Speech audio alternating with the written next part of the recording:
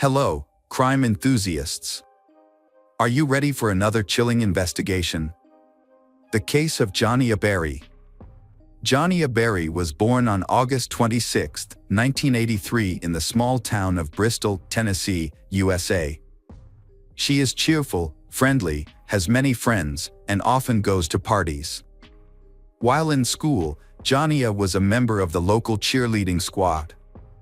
After graduating from high school, she studied psychology and criminology at East Tennessee State University.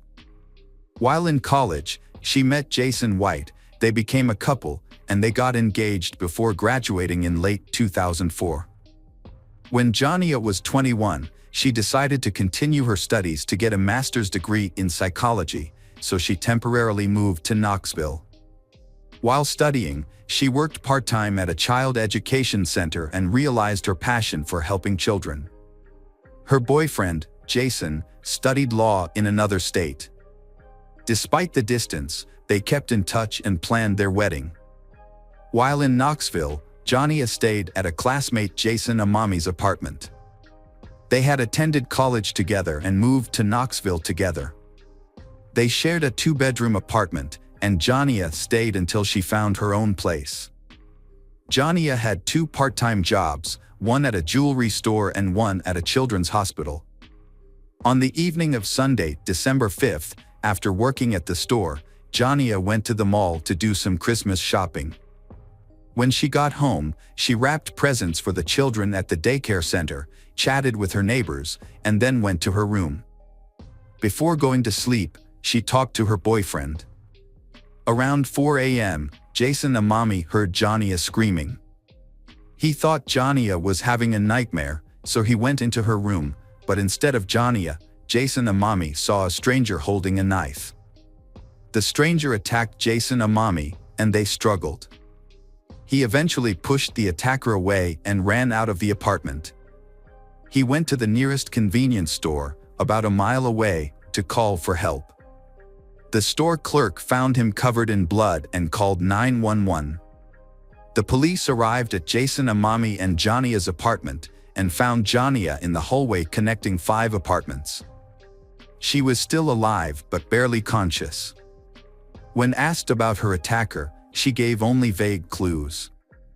The police searched the entire building and the surrounding area but could not find the attacker. They took Jania to the nearest hospital, but despite the doctor's best efforts, she died. The doctor said that Jania had suffered more than 20 stab wounds and that her chances of survival were slim. Meanwhile, Jason Amami had suffered 8 injuries from the attacker, but only one was serious. He was treated and his life was not in danger. At the same time, detectives began investigating the scene. They found blood in the hallway, indicating that Jania had tried to call for help from neighbors, but no one answered the door. Near Jania's room, they found the murder weapon, a kitchen knife owned by Jason Amami. The attacker used the knife with such force that it was bent and damaged. Police also found blood stains near the back door and on the stairs leading to the street.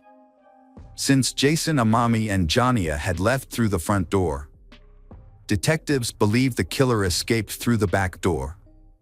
In Jason Amami's room, they found another clue, partial footprints that the attacker may have left while stalking and attacking Jason Amami. Because of the brutality of Jania's death, police suspected a personal motive behind the crime. Initially, detectives investigated Jania's boyfriend, even though he lived about 1,000 miles away in Knoxville. However, all of his friends and family said that Jania and her boyfriend had a wonderful relationship and that he had no reason to commit such a brutal act.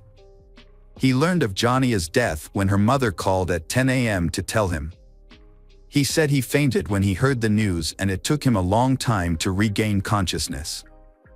Unable to do anything, he asked his neighbors to help him book a plane ticket and prepare his luggage.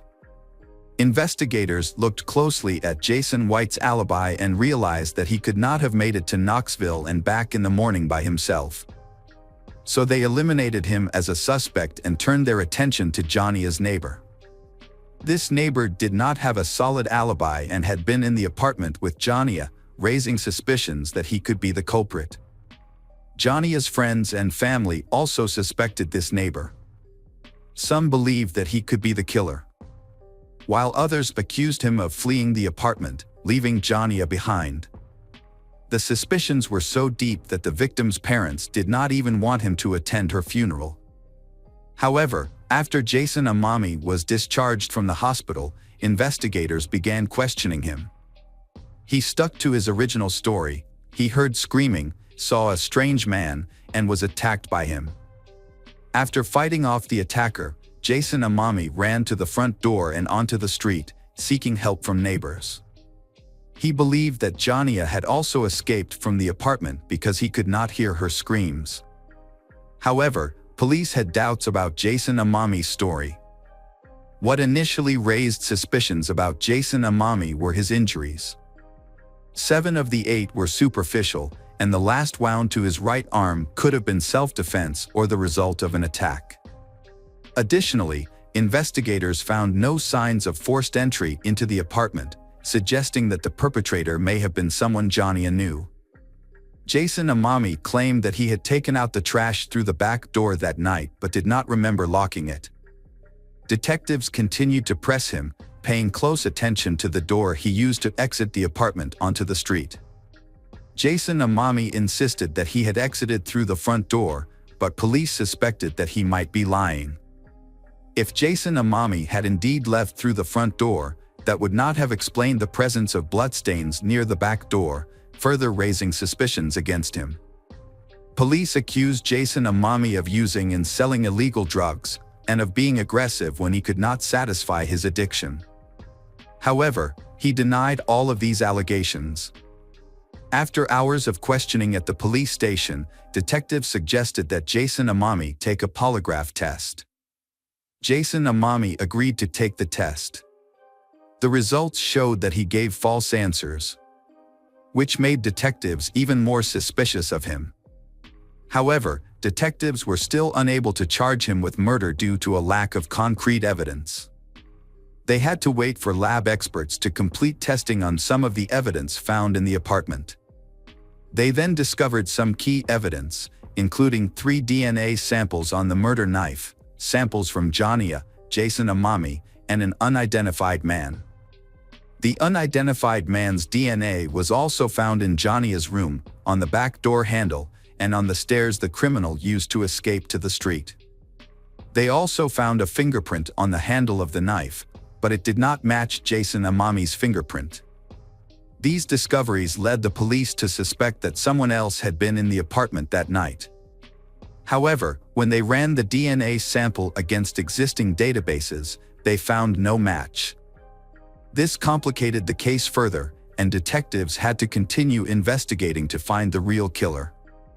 Investigators have ruled out Jason Amami as a suspect, but the public remains uncertain about his role in the incident. They believe that Jason Amami abandoned his friend and ran away instead of protecting her.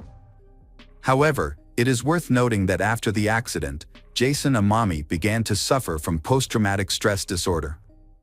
A key finding was later revealed: the polygraph operator had misinterpreted the test results, and there was no indication that Jason Amami was lying. Additionally, there was no concrete evidence that Jason Amami was involved with illegal substances. They eventually concluded that this was used as leverage to frame him. More importantly, however, doctors initially underestimated the severity of Jason Amami's injuries. In fact, he had suffered severe damage to his lungs and neck, with little hope of a full recovery.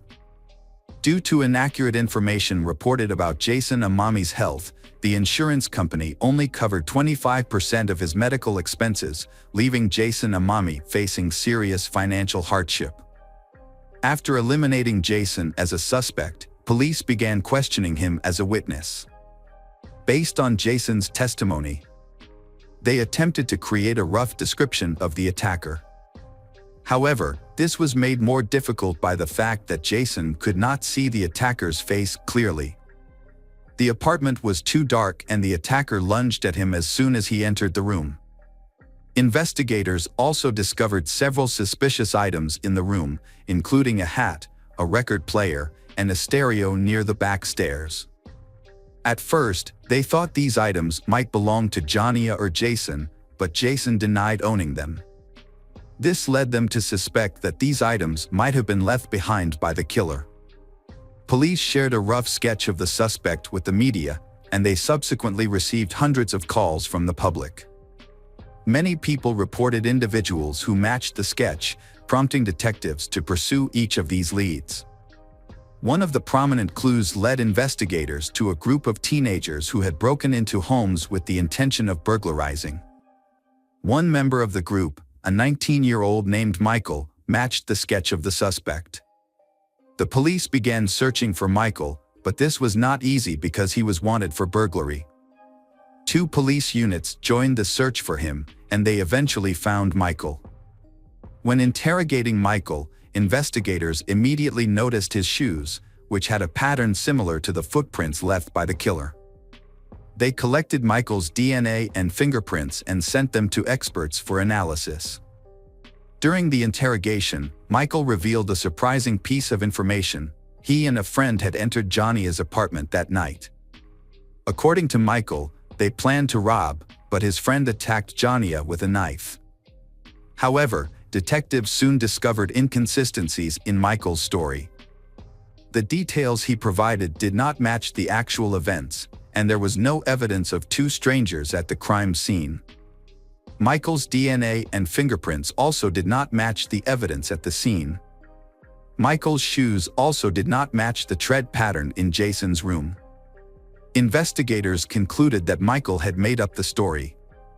This is not uncommon, as some people may falsely confess to crimes in order to seek attention or reward. Michael's motives remained unclear, but his story was completely untrue. Police subsequently interviewed more than 1,000 potential suspects and collected about 400 DNA samples, but none of them matched the evidence at the scene. Early in the murder investigation, authorities offered a reward for information leading to a solution to the case. The reward grew each month, and by December 2005, it had reached $60,000. The governor then added another $20,000 to bring the case to the attention of the public. Despite many clues, all were dead ends, and the case remained unsolved for many years. In 2007, Jania's parents decided to take matters into their own hands by looking into changes in state law. They noticed that the killer's fingerprints and DNA did not appear in any databases, which raised suspicions about his brutality. They assumed that the killer had a criminal record, so they investigated Tennessee law. Through their investigation, they discovered that, according to Tennessee law, fingerprints and DNA samples could only be collected from convicted criminals. So Jania's parents expressed their desire to change this law. They played a key role in drafting a new law that required fingerprints and DNA samples to be collected from all people arrested for violent crimes. After gaining support from the government, the law was passed in May 2007. 2 months later, a breakthrough occurred. Police arrested 22-year-old Taylor Lee Olson for violating the terms of his probation. Olson had a criminal record, including theft, check forgery, and auto theft, and had been arrested several times. Surprisingly, however, police had never collected his fingerprints or DNA. Olson lived with his girlfriend and newborn daughter, but he continued to commit crimes. 5 months earlier, police had begun investigating Olson for his suspected involvement in the murder of Jania. However, they had not been able to analyze his DNA at the time.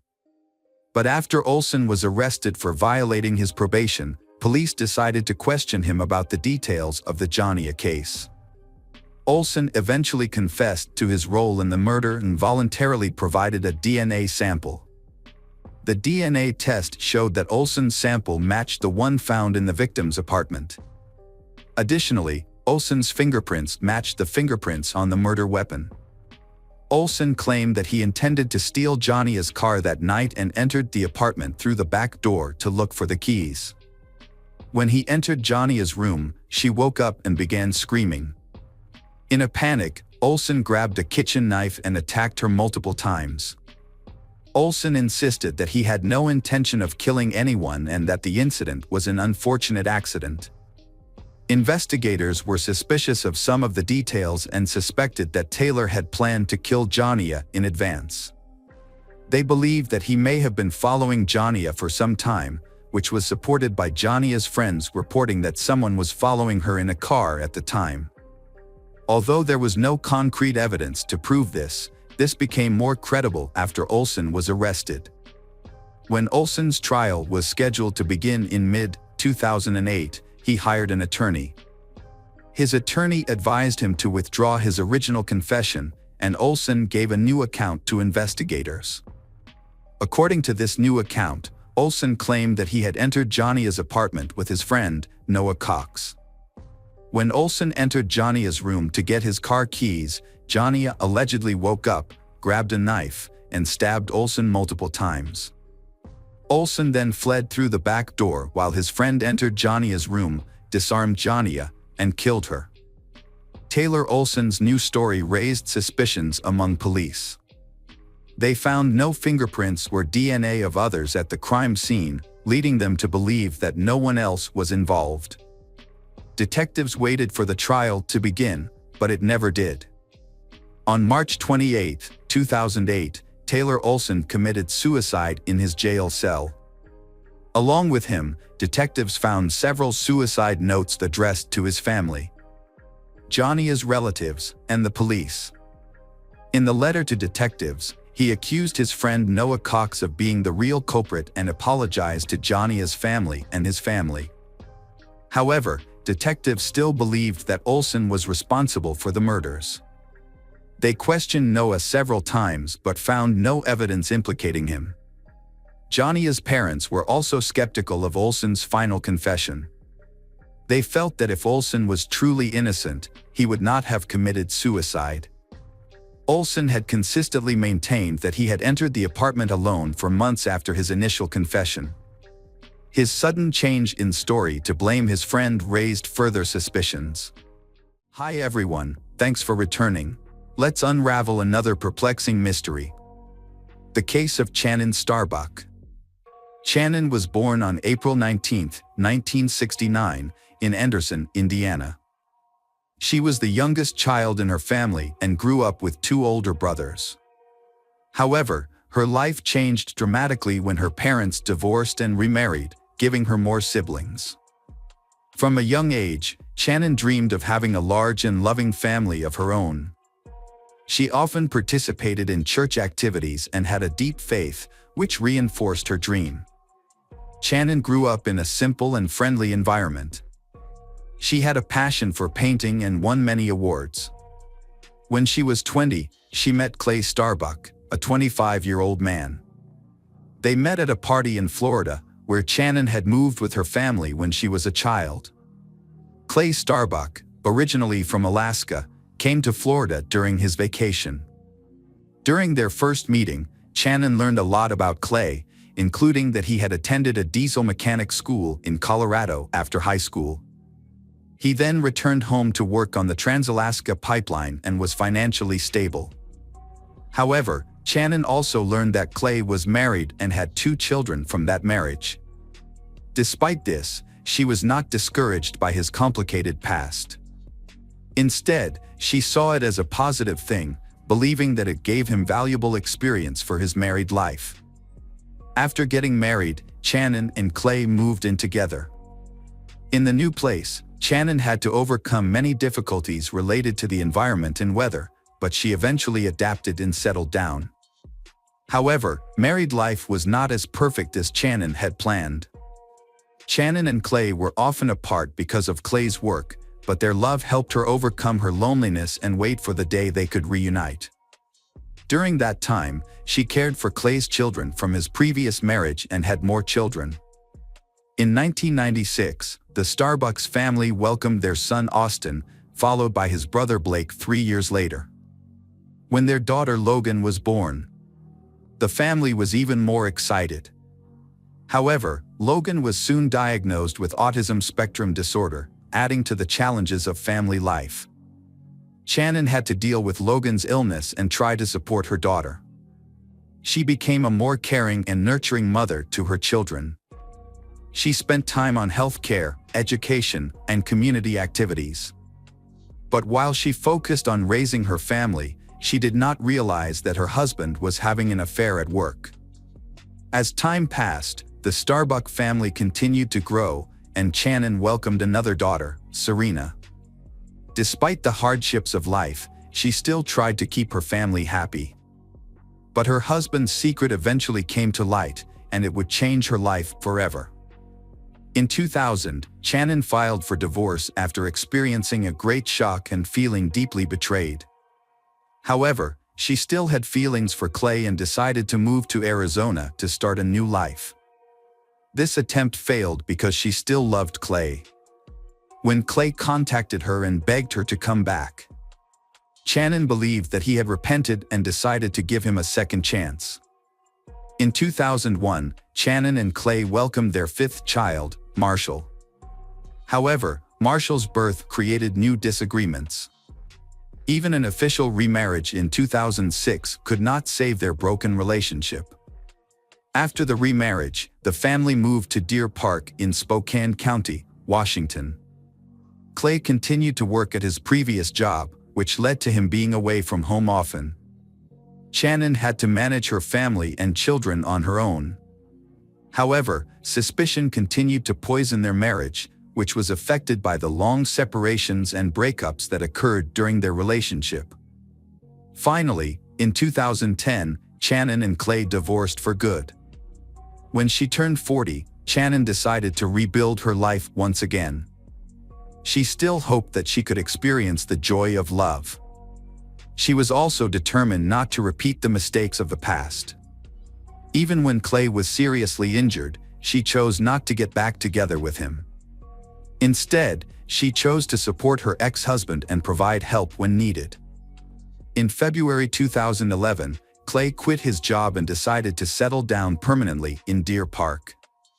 This brought him closer to his children and also closer to Channon. However, he still hoped that Channon would come back to him, but Channon did not share the same views. After finding freedom, Channon enjoyed her new life. Austin and Blake then moved in with their father, and they were happy to be away from their mother's constant supervision. Channon found a part-time job and enrolled in a dental assistant course after her divorce. She had to take care of her family and provide for her children, especially when her ex-husband stopped paying child support due to illness. However, she still had another man to support her in case of emergency. Her children often stayed with this man every Wednesday and on the second and fourth weekends of the month. After completing the course and receiving her certificate, Channon was proud and began to pursue a new dream. She created a profile on a dating website, hoping to meet a man who was worthy and could help her forget her past. She still regretted spending so many years with Clay, a man who did not appreciate her. However, one morning in December 2011, her dream was suddenly ended. On December 2, 2011, the police were notified that Channon was unreachable.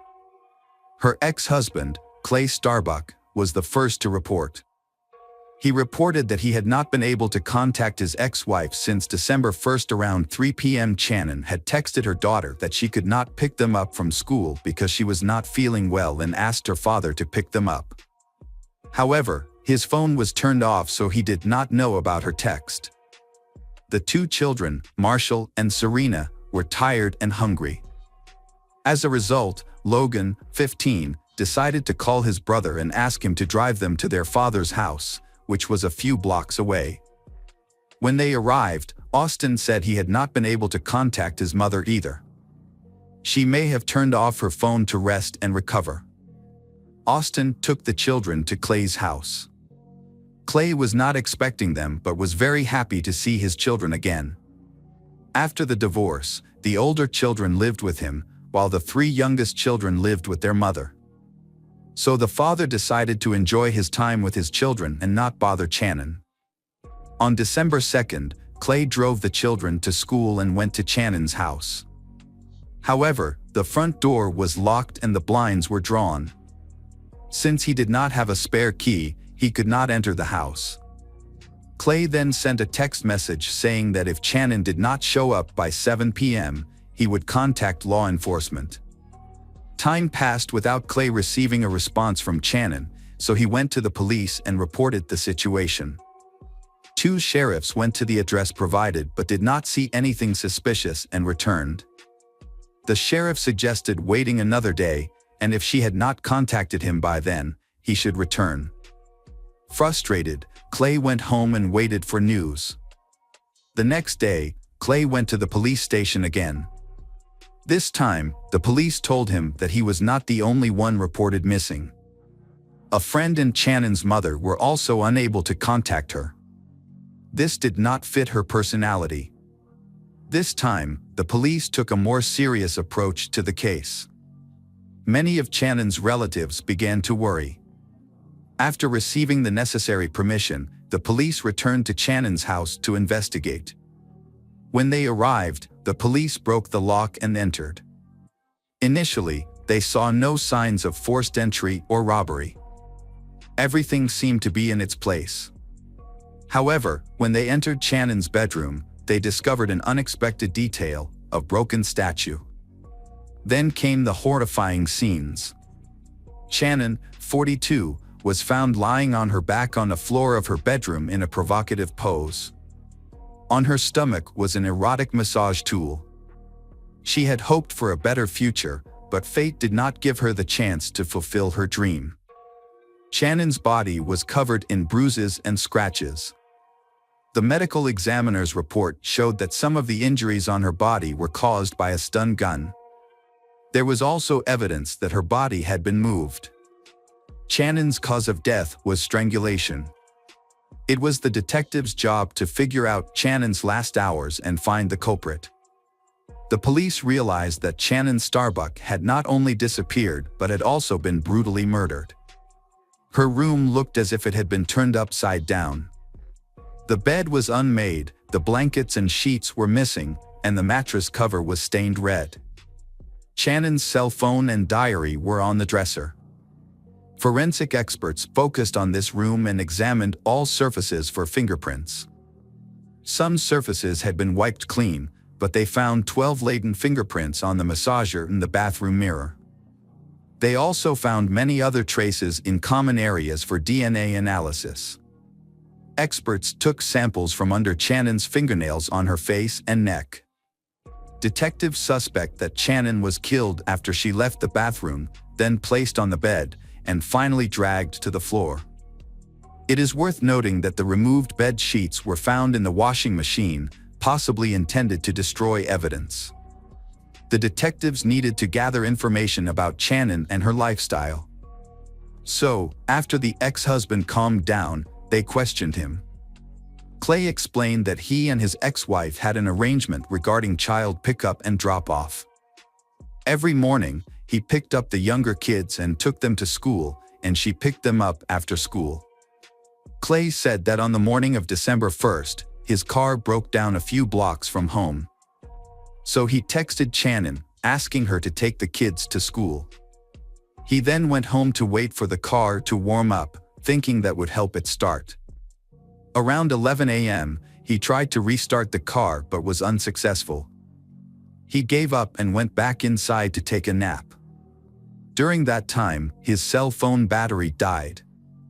To back up his claim, he showed his correspondence with his ex-wife. At first, everything made sense. Furthermore, Clay was very cooperative, handing over his cell phone, DNA sample, and fingerprints. He also confessed that he was worried about Channon because the divorce had made her more vulnerable. In addition, he shared that because she was single, Channon had registered on a dating website and had many admirers. According to Clay, it is possible that Channon had several lovers at the same time. He believes that one of them may have caused her death. However, he could not name them specifically due to a lack of information. During the conversation, Clay sobbed. He explained that accepting the death of his ex-lover was very difficult. After taking his statement, the police let Clay go home. He was faced with informing his children about Channon's death. The case involving Channon Starbuck's death has attracted public attention. Investigators interviewed the Starbucks neighbors, focusing on details, especially reports of strange people and vehicles appearing outside her home in recent weeks. An autopsy was performed, and the report found that Starbuck suffered chest injuries consistent with the use of a stun gun. She also suffered 10 broken ribs. The injuries to her head and body were severe and likely caused by a blunt object. Because of the appearance of the injuries, it was difficult to determine the exact time of death. Scratch marks on her body indicated that she had been moved after she was killed. The medical examiner's report indicated that a soft object was used to strangle her, possibly a hand, a towel, or a sheet. A key clue in the case came from the body samples collected, including the DNA of a man, suggesting that the suspect may have been a close acquaintance of hers. Channon's family hopes the police will quickly find the culprit. Channon's ex-husband, Clay Starbuck, has cooperated fully with the investigation. He underwent a physical examination to look for any signs of injury on his body, but none were found. As detectives speculated that the culprit may have been injured during the struggle, there was no evidence of that. Channon's two sons, Austin, 21, and Blake, 18, were also examined. Austin had old cuts on his hands, but he explained that these cuts were from his job at a window factory. In conversations with the two brothers, detectives established some important facts. They learned that their mother often dated men after the divorce, which made them unhappy. The brothers also said they had seen intimate photos on their mother's laptop, which led them to suspect that their mother may have been murdered by a lover. However, it was clear that they both loved their mother and were deeply saddened by her passing. Nonetheless, they did not agree with the changes in her life. In a later interview, Clay was more specific. He said Channon caused discord in the family when he was away on business. She often met other men, and he even suspected that Marshall might not be his son. However, he still loved Marshall like his own son. He did not agree with some of Channon's actions, especially the fact that she often brought the children to his house when she went on dates. However, investigators gained a personal view of Channon and her family after speaking with him, her children, and her relatives and friends. After the investigation, detectives had a complete picture of Channon in her life. The kindness and concern of those who attended Channon's funeral on December 10, 2011, showed that she was an intelligent and sincere person. She was buried in a cemetery in Orlando. Investigators quickly searched for the killer after the incident attracted public attention. The suspect at that time was her ex-husband, Clay Starbuck. Police needed to verify his alibi to eliminate him as a suspect. When the first fingerprint results came back, detectives discovered that the fingerprints did not match any at the scene. Therefore, the police needed to gather more information about Clay Starbuck. They also took samples from his cell phone, laptop, and personal diary. At the same time, they also considered the possibility that other people were involved in the murder. After a thorough examination of Starbuck's cell phone, detectives added several names to the suspect list. One of them was someone Channon had connected with through a dating site.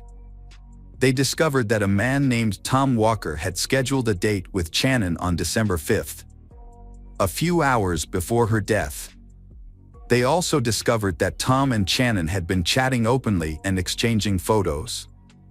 Tom had asked Channon to pose for a photo with an adult toy, but she refused. Interestingly, Channon's body was later found in the exact pose Tom had mentioned. Tom was found within an hour and immediately became a suspect. He explained his activities on the day of Channon's death, which was confirmed by coworkers and surveillance cameras. John Wilson then scheduled a date with Channon on December 1st. It was clear from their correspondence that he was not looking for a serious relationship. However, the truth is that John Wilson used a fake name. His real name is John Kinlawn, who works in a completely different field and is married, so he had to keep it a secret.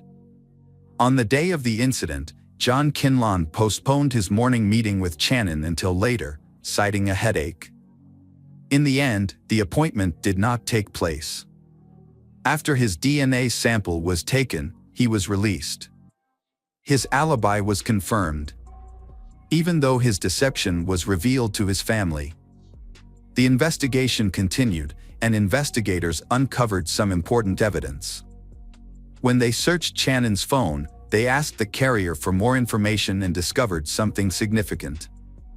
At 9:18 a.m. on December 1st, a 911 call was made from Channon's phone, but someone had deleted it from the call history. Thanks to a request from emergency services, investigators were able to retrieve the call. However, the call contained only crying and other noises before it was abruptly cut off. Investigators also discovered that after the initial call was unsuccessful, emergency services attempted to call back, but the call went to voicemail. GPS data from Channon's cell phone pinpointed her location at home on the day of her death. Notably, these events occurred after she dropped her children off at school and returned home. Therefore, the messages sent a few hours later could not have been from her. The perpetrator was trying to confuse the investigation. Additionally, this person had a close relationship with the Starbuck family. For example, he used a nickname for their youngest son in his correspondence. Upon closer examination of the information, Clay's statements became even more suspicious. He had a motive to end his ex-wife's life because he could not accept the reality of the divorce. Moreover, he had the perfect opportunity to do this because he knew her daily routine. To clarify the suspicion, the authorities decided to track Clay's car route again, this time using street surveillance camera recordings. The results showed that Clay's car was not broken down as he had claimed. Simultaneously, the results of a second DNA analysis from Channon's body matched exactly with Clay's sample. On the morning of December 1st, Clay sent a text message to his ex-wife, asking her to take the kids to school and saying that his car had broken down. While she was away, he entered her home and waited. During this time, he accessed her laptop and found personal correspondence that made him jealous and angry. When Channon returned home, a heated argument ensued that ended in violence. This explains why she was found in an unusual position. This may have been an act of revenge for her newly gained freedom. Clay then stayed at the house and impersonated Channon in text messages. It seems that he had long intended to harm his ex-wife. The words of a friend of Channon's took on new meaning for detectives. In one conversation, the friend mentioned that Clay and Channon's relationship was not normal. Channon confessed that she was fed up with Clay's constant control and criticism. She was afraid of divorce because she feared that he might one day hurt her. Between June and November 2011, Channon contacted the police several times, accusing her ex-husband of stalking her. She felt unsafe even in her own home and therefore did not trust anyone with a key. She eventually managed to obtain a restraining order against Clay, so their communication was limited to text messages. A careful examination of Channon's diary makes it clear that she was not only afraid of her ex-husband but also believed that he was turning the children against her. Clay fabricated lewd stories and portrayed her as promiscuous. The children's reaction to their father's arrest on February 6, 2012, is therefore not surprising. They refused to believe his involvement. The children were unfazed by the fact that a tracking program was found on Channon's laptop and a hard drive labeled Channon's desktop was found in Clay's home, along with printed correspondence. The older children doubted the authenticity of the DNA analysis, believing that the accusations against their father were unfounded and that the case was fabricated. However, the views of law enforcement and other relatives were different. The prosecution was convinced of Clay's guilt, relying on a large amount of physical and testimonial evidence. In June 2013, justice prevailed, and Clay Starbuck was convicted of first-degree murder with aggravating circumstances and disrespect for human remains. He was sentenced to life in prison without the possibility of parole. In 2015, Clay's attorney filed an appeal of the sentence, but it was denied. To this day, Clay remains behind bars at the Airway Heights Correctional Facility in Spokane County. Shannon's loved ones mourn her sudden passing, but their hearts are even more broken by the thought that her children sided with their father. He was so obsessed with his ex-wife that, in his quest for revenge, he forgot the consequences, leaving his children orphaned. Welcome back, detectives. Let's dive into another horrible case, the case of Brett Ryan. Brett Ryan grew up in Canada, in a large family with his parents, Bill and Susan. Bill works at the Toronto Star daily newspaper and spends time on his many interests, including sports, yoga, and psychology, which help balance family life. In addition, his wife, Susan, is able to manage the household, take care of the children, and keep their Toronto home clean. Passers-by often stop to admire the family's beautiful and blooming garden. Although Susan loved her sons equally, but Brett seemed to be less criticized because he was generally well-behaved. Brett was very clever at getting out of difficult situations, which gave the impression that he was a good boy, although this was not always the case. Brett was extremely popular in school, with everyone wanting to be his friend or at least be able to greet him by name, just like his older brothers.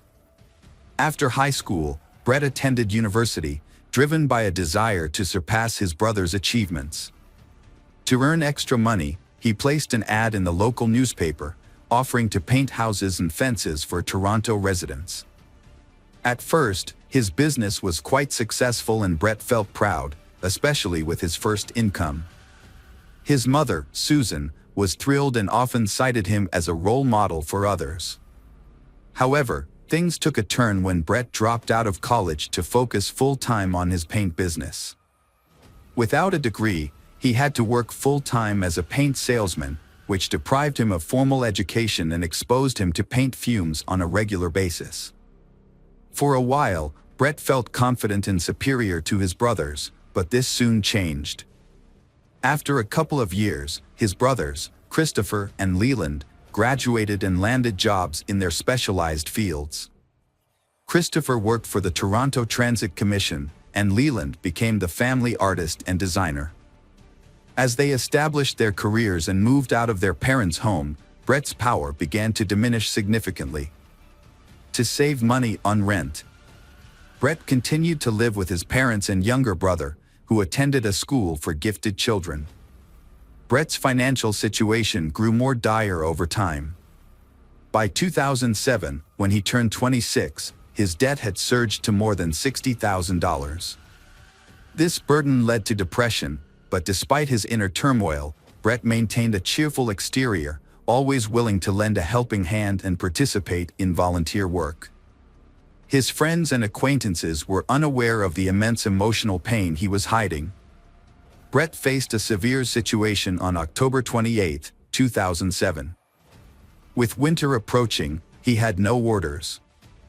Left with no other choice, Brett wore his oldest clothes, including a hat, a long sweater his brother had given him and a long scarf his mother had knitted. It was the first time he had worn the scarf, but it was finally coming in handy. He wrapped it around his face, leaving only a narrow slit for his eyes, and headed for the bank that was on the outskirts of his neighborhood. Brett stood in line at the bank, holding a thick folder and favoring his right foot as he waited his turn. When the bank employee called him forward, he approached her and spoke in a hushed tone. He calmly informed her that he had a gun and urged her to remove all the cash from the register and hand it over to him. He warned her that if she didn't comply, he would start shooting, and she would be the first person he would harm. She, with trembling hands, handed him all the cash from the register. Brett quietly exited the building, careful not to draw the attention of the guardians. Once outside, Brett took off running. He counted the money he had stolen from the bank, but it wasn't much, just over $1,000. To pay off his debt, he calculated that he would need to rob about 60 more banks, a crazy idea, but to him it seemed like the only option. For the first few days, Brett was fearful that the police would somehow catch up with him, so he avoided going home. He told his mother he had a job in a neighboring town and spent his nights sleeping in his car. Periodically, Brett would sneak back to his house to check if there were any police cars staking out the area. Finding none, he felt reassured that he was in the clear. The first robbery was followed by a second, then a third, and a fourth. Each time, Brett changed his clothes, opting for second-hand or discarded items he found in the trash. He would burn the used clothes after each crime. Brett also bought a beard from a costume party store to further disguise himself. Brett committed a string of bank robberies in the Toronto area, and his distinctive beard made a lasting impression on the witnesses. His total intended theft across all instances never exceeded $3,000. Brett's luck ran out when police spotted his car on surveillance cameras and followed him home. They tracked his exact route, gathering details from various vehicles to prove his guilt. Further inquiries yielded little new information, so the authorities closely tracked a particular road in an attempt to shed light on the case. Their patience and hard work finally paid off. They found a potential lead. This person of interest, a bearded man, was found walking alone near a bank and was promptly detained by the officer for further investigation. Brett was under investigation for 7 months before being charged with robbery with a firearm, despite having a gun permit. Notably, he never actually carried a gun or any other weapon during the robberies. He didn't even bring a kitchen knife. Initially, he was charged with 19 counts, but after multiple appeals filed by him and his family, only 8 of those counts were upheld. Upon being given the opportunity to apply for parole, Brett submitted a petition. In it, he asked the authorities to consider the circumstances that led him to commit the crimes, including severe depression caused by 2 failed relationships and a significant amount of debt. He also reiterated that he had never intended to harm anyone during the robberies, as evidenced by his lack of weapons. His remarks were taken into account, but as a condition of his potential parole, he was required to undergo a session with a psychologist. The sessions had a positive impact on Brett. During his time in prison, he had lost touch with his family, but he took the initiative to reconnect with them. The positive changes in Brett were noticed by the commissioners, and on November 24, 2010, he was released from prison. However, the freedom he had fought so hard for turned out to be more challenging than he had anticipated. Prior to his career as a painter, Brett struggled with deep emotional pain that weighed heavily on him. He had previously been a bank robber and served time in prison, which damaged his reputation. As a result, no company would hire him, and even those who initially hired him for house painting services would cancel once they discovered his true identity. The neighbors, who once admired Susan's garden and visited frequently, now spread unpleasant rumors about the family. The Brett family quickly sold their house and relocated to Scarborough. Susan started a new garden, and Brett found a job with a trading company. Although the pay was low, his parents helped him financially to rebuild his life and continue his university education. Brett continued to see a psychologist, who consistently advised him to maintain a strong connection with his family. Brett's life took a turn for the better when he met Kristen Baxter in September 2011. Kristen was an amazing person who had her own apartment with a stunning sea view. She was also into sports, which helped her stay in shape. What Brett appreciated most about her was that she didn't care about his past. They enjoyed traveling together, including a trip to Australia. Brett's parents were thrilled to see their son in a happy relationship and were confident that Kristen would encourage him to reach his full potential. However, just when everything was going well, tragedy struck. Brett's father passed away, leaving him in shock and sending him into a depressive state. As a result, Brett started visiting his psychologist more frequently to cope with his emotions. Brett was juggling two responsibilities, supporting his mother financially and nurturing his relationship with Kristen. They were both young adults, eager to build a stronger and more significant relationship with each other. Brett fell deeply in love with Kristen and decided to carry out an important plan. He had some savings and, after discussing his plans with his mother, decided to propose to Kristen with a ring. His mother supported his decision and gave him money to buy a ring. Although Kristen didn't need an expensive gift, Brett chose a gold ring with a large diamond to make the proposal special. Kristen happily accepted his proposal. As they began planning their wedding, Brett agreed with Kristen's decisions, but he was worried about the high costs and how they would affect his job. Brett found a job opening at a large technology company on the internet and applied for it. He updated his resume and submitted it, and was even invited for an interview, which he successfully passed. As a result, he was offered the job and was thrilled. He eagerly shared the news with his fiancée and mother, and asked them for money to buy an expensive suit for work. His mother agreed to help him, and he purchased the suit. However, just as Brett was about to start his new job, the company called him to inform him that they had to withdraw their offer. The security department had discovered his past criminal record, and the company could no longer hire him. This news was devastating for Brett, and his mood plummeted. He felt like giving up on his job search and education, wondering why he was wasting his time applying for jobs that he would never get due to his past mistakes. He decided that it would be better to use the money his mother and brothers had given him for something else. Brett had dropped out of university, but he didn't tell his family or his counselor. To maintain the illusion of success, Brett would wear a suit and tie, then change into casual clothes on the way to his job as a house painter. He would tell his relatives that he worked in an office. To further deceive his loved ones, Brett would post fake photos on social media, pretending to be at work or attending business events. He would also fake phone calls, making it seem like he was busy with work-related issues. Brett's family had no idea that he was hiding the truth about his life. As Brett's wedding to Kristen approached in September 2016, his deception reached new heights. He rented an expensive restaurant for the reception, which cost $100 per guest.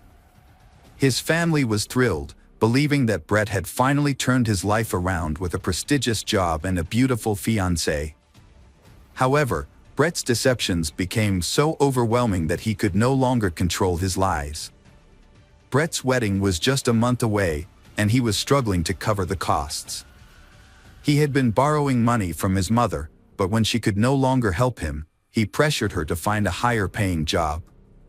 Meanwhile, he was planning a bachelor party and had invited all his friends and brothers. Brett had a secret. He had been lying to his family for a year about working as an engineer for a technology company. When he finally confessed to his counselor, the counselor advised him to come clean to his mother. After much procrastination, Brett told his mother the truth, which devastated her. She bragged to everyone about her son's success. Brett's mother demanded that he tell his fiancée, Kristen, the truth, threatening to do so herself if he didn't. She also warned him that his brothers were aware of the situation and were on her side. However, Brett couldn't bring himself to confess to Kristen, despite knowing that the wedding was unlikely to happen due to his deception. With less than a month to go before the wedding, Brett remained silent, knowing that Kristen deserved to know the truth before it was too late. Brett was anxious about his mother revealing a potentially scandalous secret to his fiancée, Kristen. Every time her phone rang, he would tense up, holding his breath until he realized it wasn't his mother on the line, but rather one of Kristen's friends inquiring about her wedding plans. Eventually, Brett came up with a plan to silence his mother for good. As a convicted felon, Brett was prohibited from owning firearms. He decided to use a crossbow, a silent and deadly weapon, to carry out his plan. Interestingly, His late father had taught him how to shoot a crossbow at targets in their garden, a hobby that Brett had excelled at. Brett purchased the crossbow and arrows at a local sporting goods store and hid them in his garage, disguising them among construction debris. He also created a fake alibi by rigging his computer to automatically post pre-written comments on YouTube. He achieved this by attaching a spoon to a fan, which was connected to his computer. The fan was set to a timer, making it seem like Brett was actively using his computer at the time of the crime. Brett made everyone believe that he spent the whole day at home, watching videos and commenting on them. However, on the morning of August 25th, he had other plans. He put on disguising clothes that concealed his face, sneaked out of the house through the back door to avoid the security cameras, and took a train to his parents' house. He wants to eliminate anyone who might stand in the way of the peaceful life he and Kristen are building. When Brett arrived at his parents' house, his mother, Susan, was taken aback by his unexpected visit.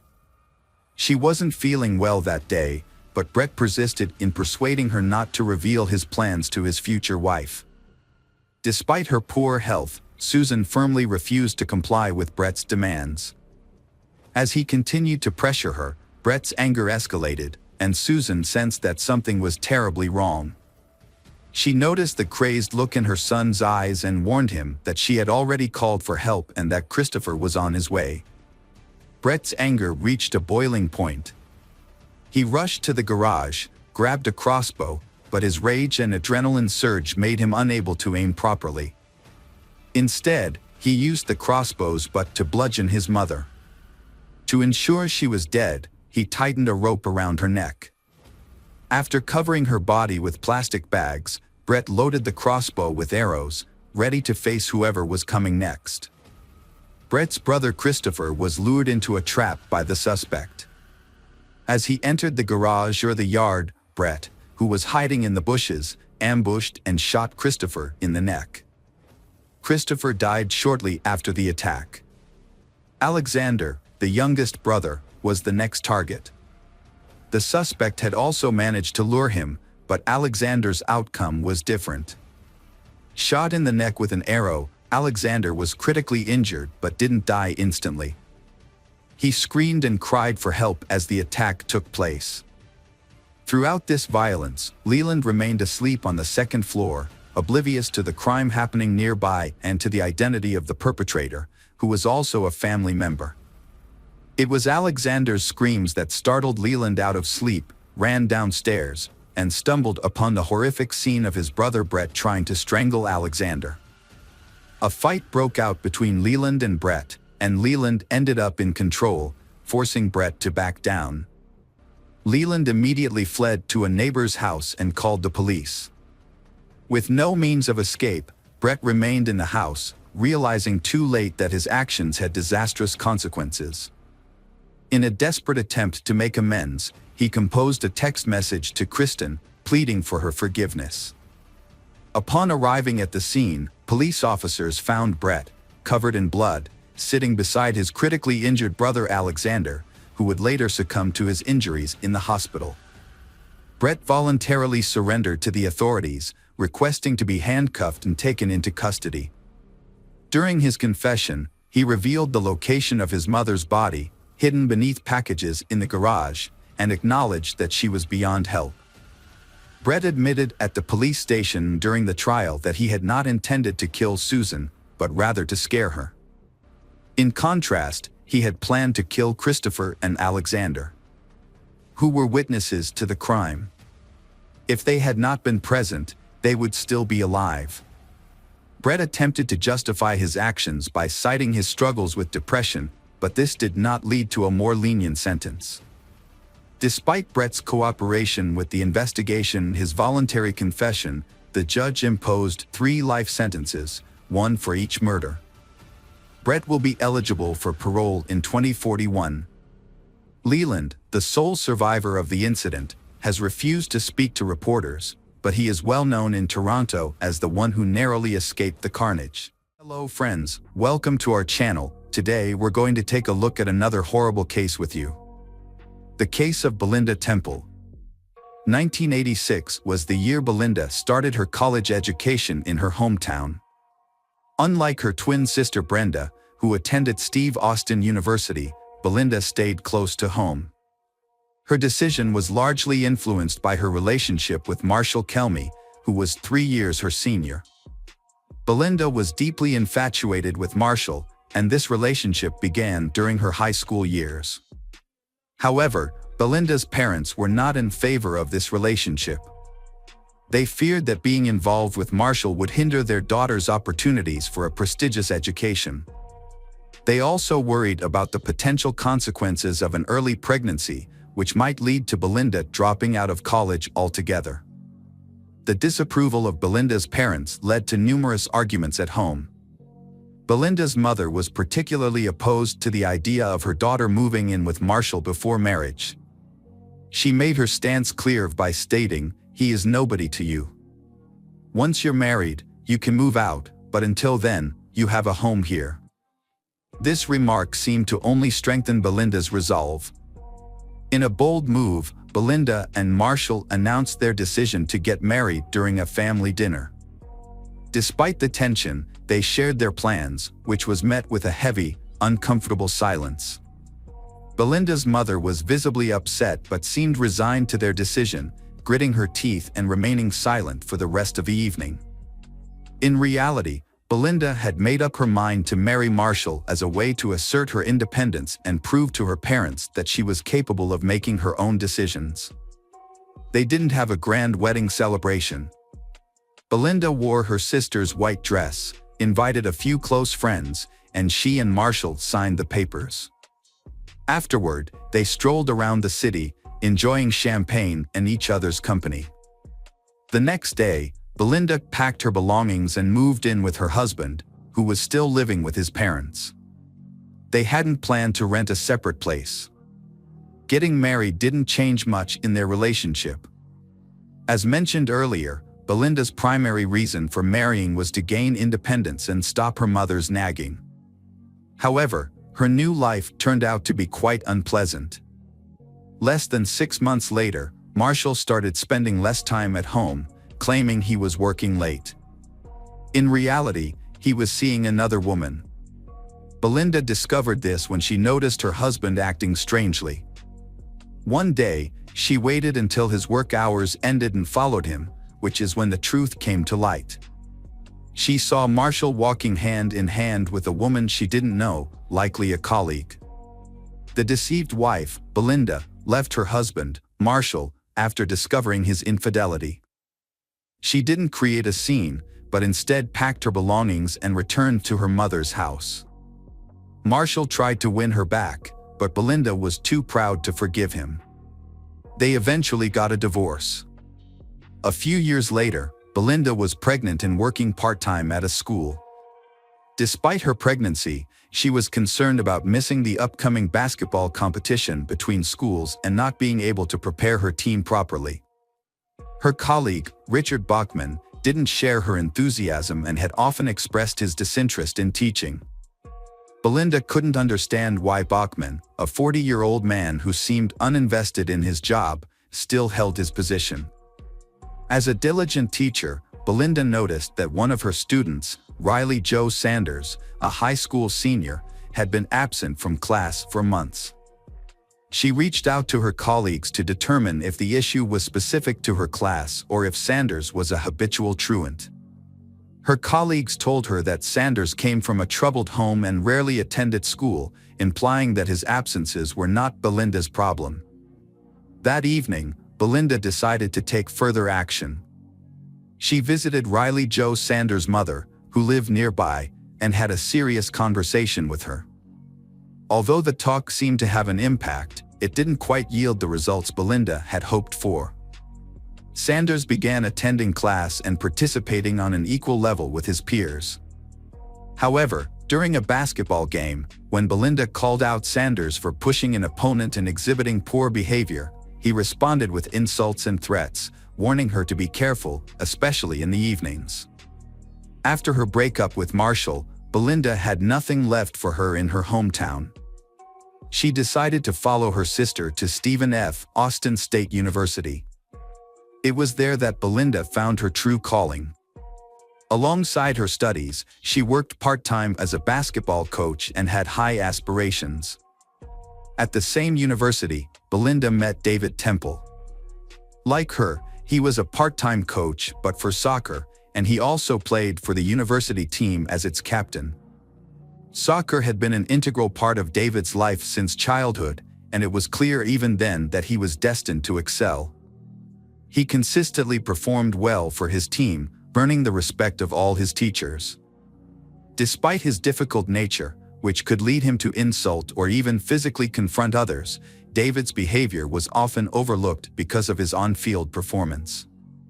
During games, he would become fully engaged and find it difficult to calm down for a long time afterward. However, one of his teammates later revealed that David's aggressive behavior was due to his use of steroids. David's behavior changed significantly when he was with Belinda. He became a caring and chivalrous partner, but with one major caveat: he would become aggressive and confrontational if he perceived anyone as a threat to their relationship. Belinda was well received by David's parents, who admired her love for sports, a common interest she shared with their son. However, Belinda's twin sister and friends were less than thrilled about her relationship with David. They had known Belinda as a strong-willed and independent person, but since being with David, she had become more subdued and focused on pleasing him. Her relationship with her family also suffered, with less frequent phone calls and visits, which naturally caused concern among her loved ones. As graduation approached, David and Belinda adopted a bull terrier named Shaq. After receiving their diplomas, they got married in 1999. January 1999, David and Belinda Temple were expecting their second child. With the due date nearing, doctors predicted Belinda would go into labor within a couple of weeks. As with many pregnant women, Belinda was frequently exhausted, and caring for their son Evan added to her fatigue. One evening, David decided to give his wife a break from household chores and allow her some rest. To minimize distractions, David took Evan for a walk in the park. As they strolled through the fresh air, their hunger grew, so they stopped at a cafe for a snack. After their cafe visit, David and Evan headed home. Upon arrival, David noticed the front door had broken glass. He quickly told Evan, "I'm going to take you to visit Harland for a bit, okay?" Without waiting for Evan's response, David led him to a neighbor's house, where family friends lived. Evan, struggling to keep up, asked, "Why can't we go to Mom's?" David, unsure of how to respond, said, "Mom's in the hospital right now." The neighbor, Quentin Harland, had just opened the door to unexpected visitors when David rushed past him, taking his son into the living room without a word. David then ran towards his own house, leaving Quentin confused. Quentin shouted to his wife to care for the child and followed David. "What's going on?" Quentin asked, but before David could respond, they reached David's house, where Quentin saw the front door was broken. Upon entering, Quentin saw the house was in disarray, with open closets and belongings scattered everywhere. A trail of blood led to the stairs, prompting Quentin to push David aside. Under the stairs, in the dressing room, they found Belinda lying face down with a severe head wound.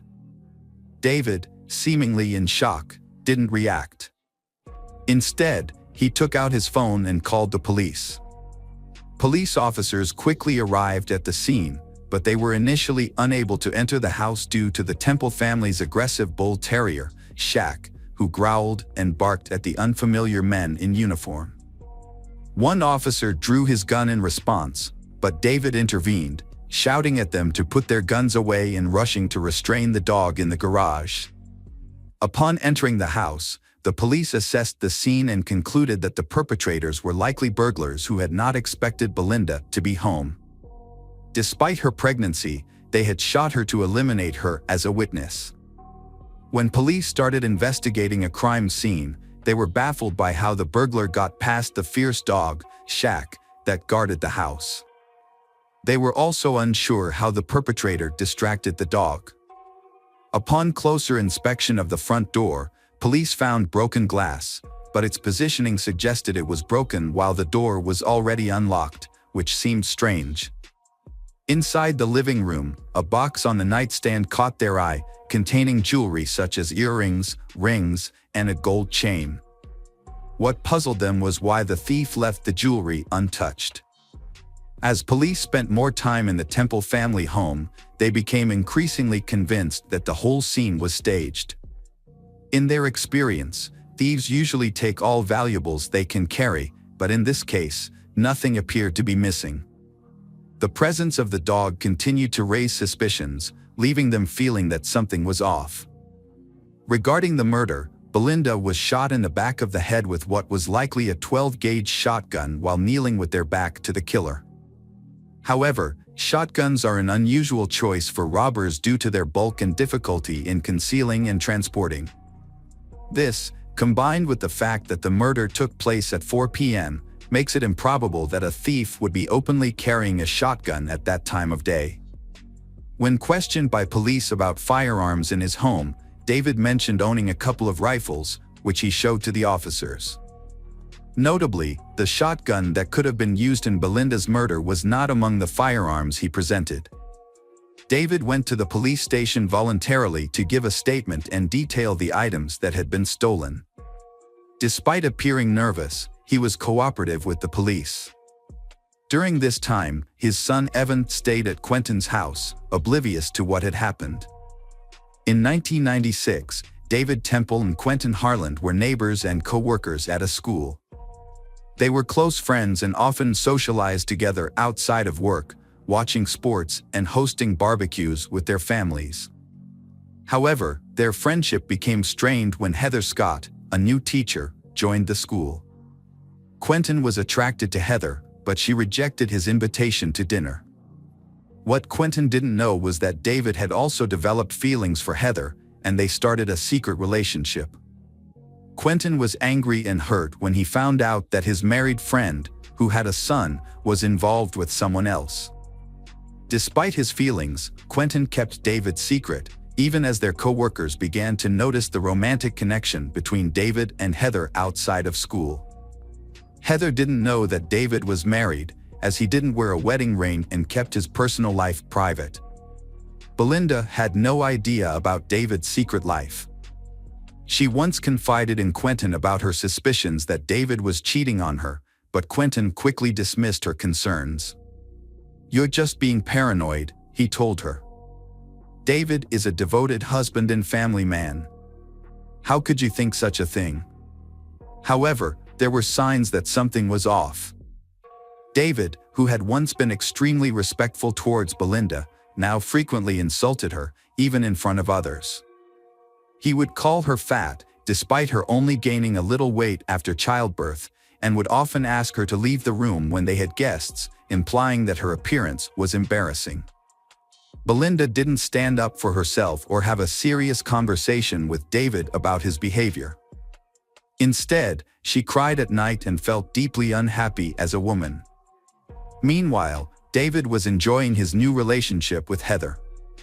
David became increasingly estranged from his family due to a new relationship with a coworker.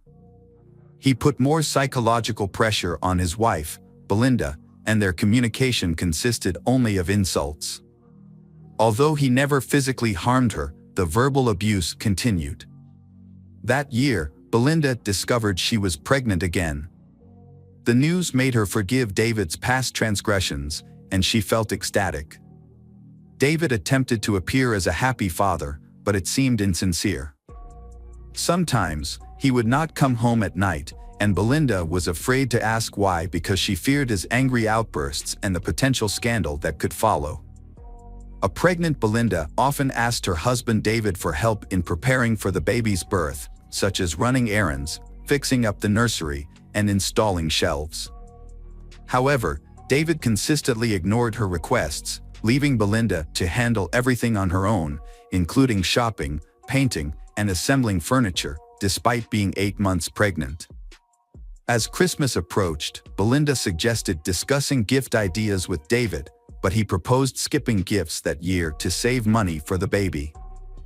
Given the doctor's warning that Belinda might go into premature labor, this seemed like a reasonable decision.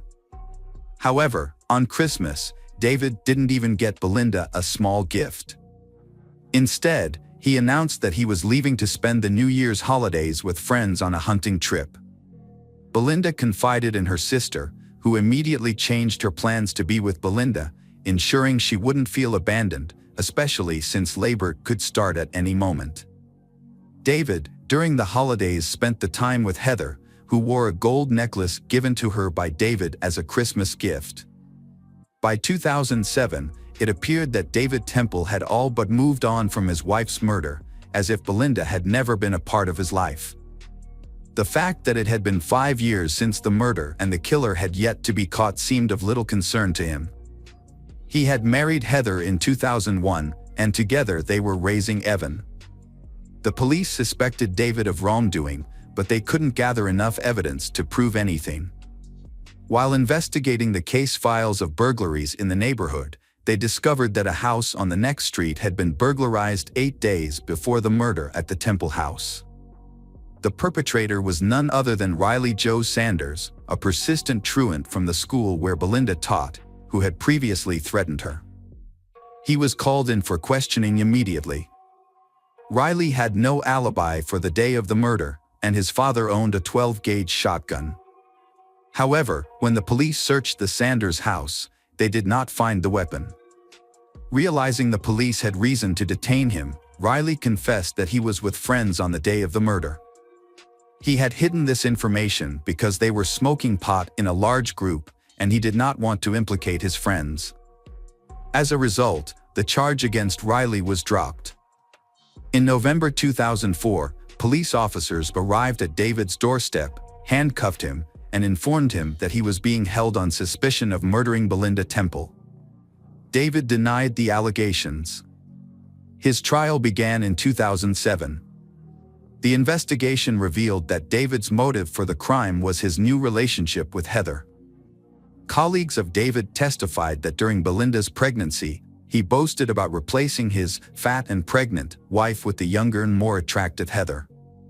According to the prosecution, David killed Belinda as soon as she returned home from work, as evidenced by her still wearing her work uniform and shoes. They alleged that he then staged a robbery, scattering belongings around the house, before quickly driving to the park with his son to create an alibi. The prosecution also highlighted several suspicious facts, including that nothing was stolen from the house, and a fierce dog in the yard would have prevented any stranger from entering.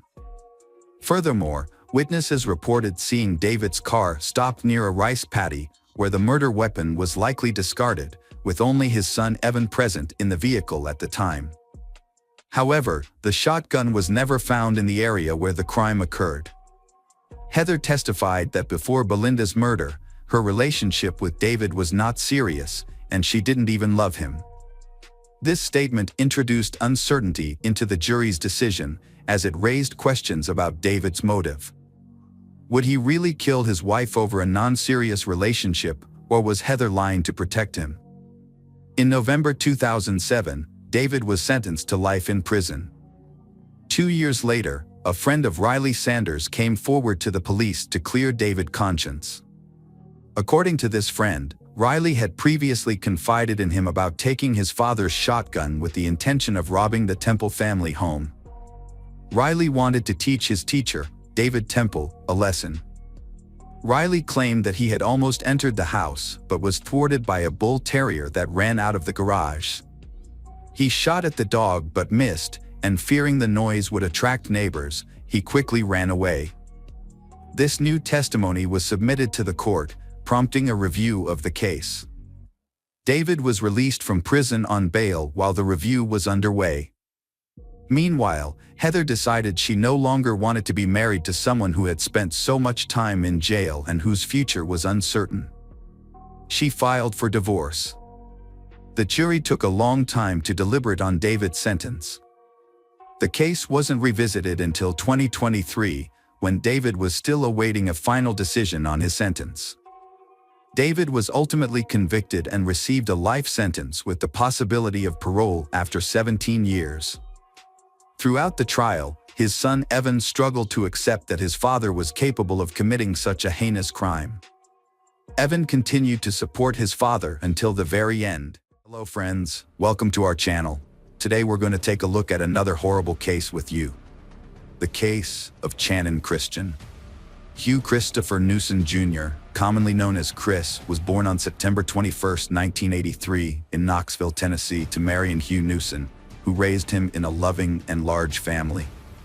As the youngest child, he was deeply adored by his family members. During his youth, Chris showcased exceptional athletic abilities, particularly excelling in baseball throughout his school years. His coach firmly believed that he had a promising future in the sport, but a severe injury and the subsequent prolonged recovery process, unfortunately, ended his athletic career. Despite this setback, Chris possessed a multitude of talents. He was an skilled artist, a proficient guitar player, had impressive woodworking skills, and possessed in-depth knowledge about cars and motorcycles, having dreamed of becoming a mechanic during his youth. Following high school, Chris's passion for carpentry took center stage, leading him to attend the prestigious University of Tennessee, where he proved to be a diligent student, consistently ranking among the top of his class. Channon Golly Christian was born on April 29, 1985, in Nacogdoches, Texas, to Dina and Gary Christian, the younger of their two children. She grew up with her older brother Chase, with whom she had a close and loving relationship. What made their birth even more special was that their mother, Dina, had been diagnosed with infertility in her younger years, making the arrival of her two children a remarkable blessing. In 1997, the Christian family relocated to Knoxville, Tennessee, where the children attended local schools and their parents started a thriving family business. Dina worked from home, conducting individual psychotherapy sessions, while Channon, who shared her mother's passion for psychology, was an outgoing and kind-hearted individual. After high school, Channon went on to study sociology at the University of Tennessee and worked part-time to save up for her dream car.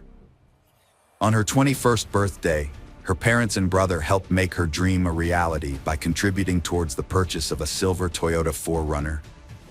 In the same month, Channon and Christopher were invited to a mutual friend's birthday party. Channon visited a beauty salon to prepare for the celebration and parked her car in a nearby underground garage where they had planned to meet. However, Christopher was delayed, leading to a brief argument between them as they were running late for the event. As they failed to show up at the party, their friends became increasingly worried, knowing that it was unlike them to miss an event without notification. Attempts to reach them on their phones were unsuccessful. Channon's friend called her mom repeatedly, getting no response.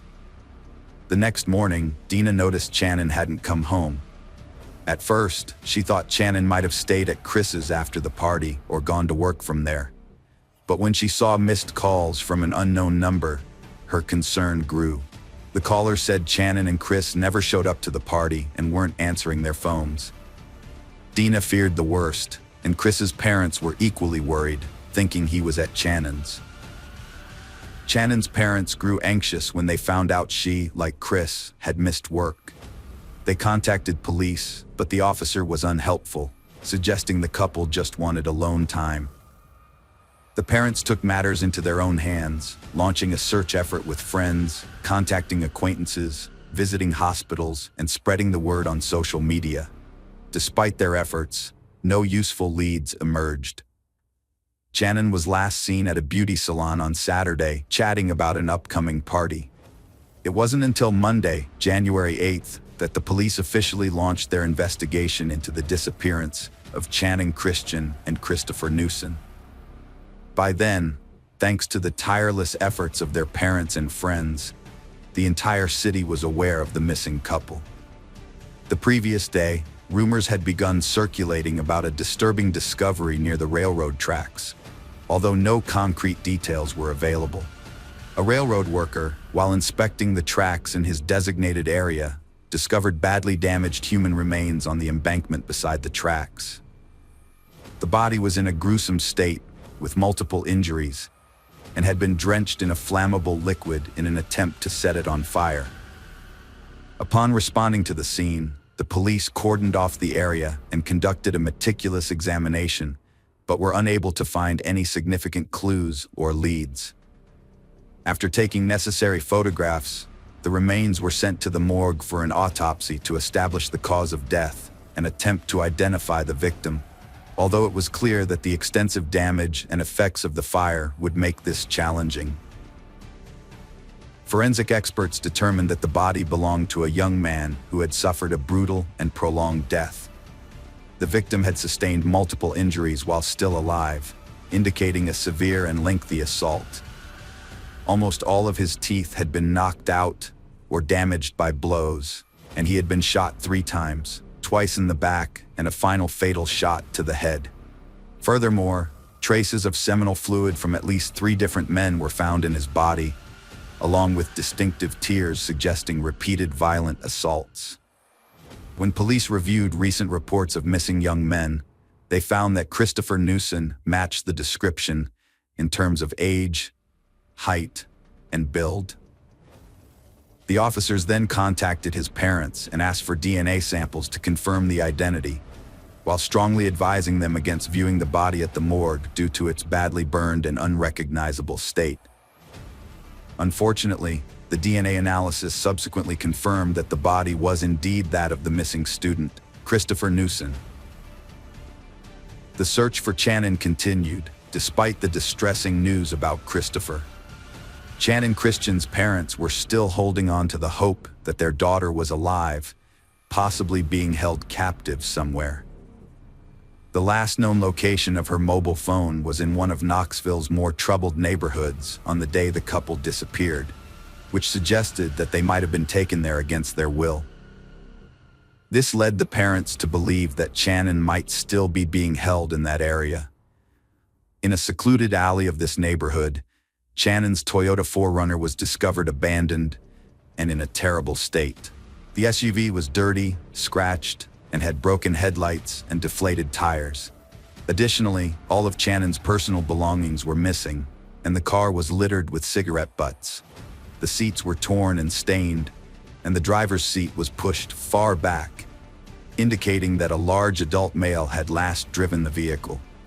A crumpled envelope with the address 2316 Chipman Street was found on the floor between the seats, likely dropped by the perpetrator. A local witness reported seeing 4 African-American males driving the SUV that Saturday evening, which stood out in that area.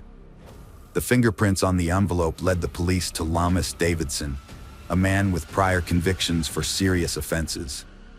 His residence, located in an industrial area near a wasteland, had no witnesses. When no one responded to the police's knock and offered to surrender, they forced entry, hoping to find Channon alive inside. Inside the house, the police found Channon's purse, a stuffed toy from her car, Christopher's headphones and baseball cap, and a knife with blood traces. They also discovered torn and blood-stained fragments of women's clothing and, tragically, Channon's lifeless body hidden in the house's trash chute system, wrapped in 5 trash bags and bound in the fetal position under dirty sheets. Experts later determined that she likely died in the early hours of Monday, January 8th. The discovery of Channon Christian's body revealed a terrifying sequence of events. Had the police begun their search immediately, they might have saved her from unimaginable suffering. Instead, her body was found with every inch covered in bruises, abrasions, cuts, and cigarette burns. The numerous injuries to her genital area, mouth and throat indicated that she had been subjected to multiple brutal assaults by several men. Channon suffered a severe head injury, internal bleeding in her abdominal area, likely caused by kicks. Multiple stab wounds, though not fatal, were inflicted upon her. Her attackers also extinguished dozens of cigarettes on her skin in an attempt to destroy DNA evidence. They doused her with household bleach, focusing on bleeding wounds and her genital area. She was then forced to ingest bleach. 5 individuals were involved in the brutal crimes against Channon Christian and Christopher Newson. Lamarcus Davidson, the owner of the house where Channon's mutilated body and Chris's personal belongings were found, was identified as a fugitive. The police also tracked down Eric Boyd, whose DNA was found at the crime scene. Boyd was arrested on January 11th without resisting and agreed to cooperate with the investigation, stating he wouldn't take the fall for crimes he didn't commit. Boyd revealed that Davidson was hiding in a vacant house listed for sale and personally led the police to the location. As a result, Davidson was caught off guard and offered no resistance. Notably, at the time of his arrest, Davidson was wearing Chris's sneakers. During the investigation, Davidson downplayed his role, portraying himself as a victim. He claimed that the couple had come to his house to buy illegal substances, but got caught up in a conflict with his acquaintances.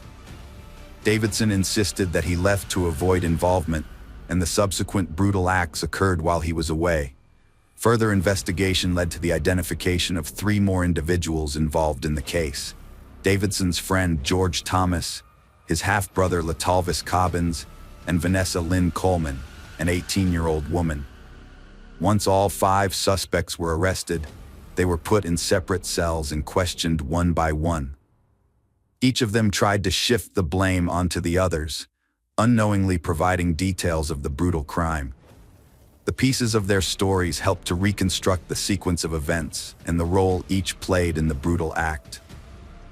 Lamarcus Davidson, recently released from prison on parole, was in dire need of money. To support his illegal business of selling banned substances, he urgently needed a vehicle to deliver his goods to customers. Davidson decided to steal a car from an underground parking lot notorious for its lack of surveillance cameras, accompanied by his accomplices. Tragically, students Channon and Christopher were in the parking lot at the same time, arguing over Chris's delay. The criminals, fearing witnesses, forced the couple into the trunk of a car at gunpoint. They was taken to Davidson's house, where they were subjected to brutal beating and repeated assault. After midnight, Christopher, barefoot and undressed, was forced back into the trunk and taken to the railroad tracks. He was ordered to walk on the stones before being shot twice in the back.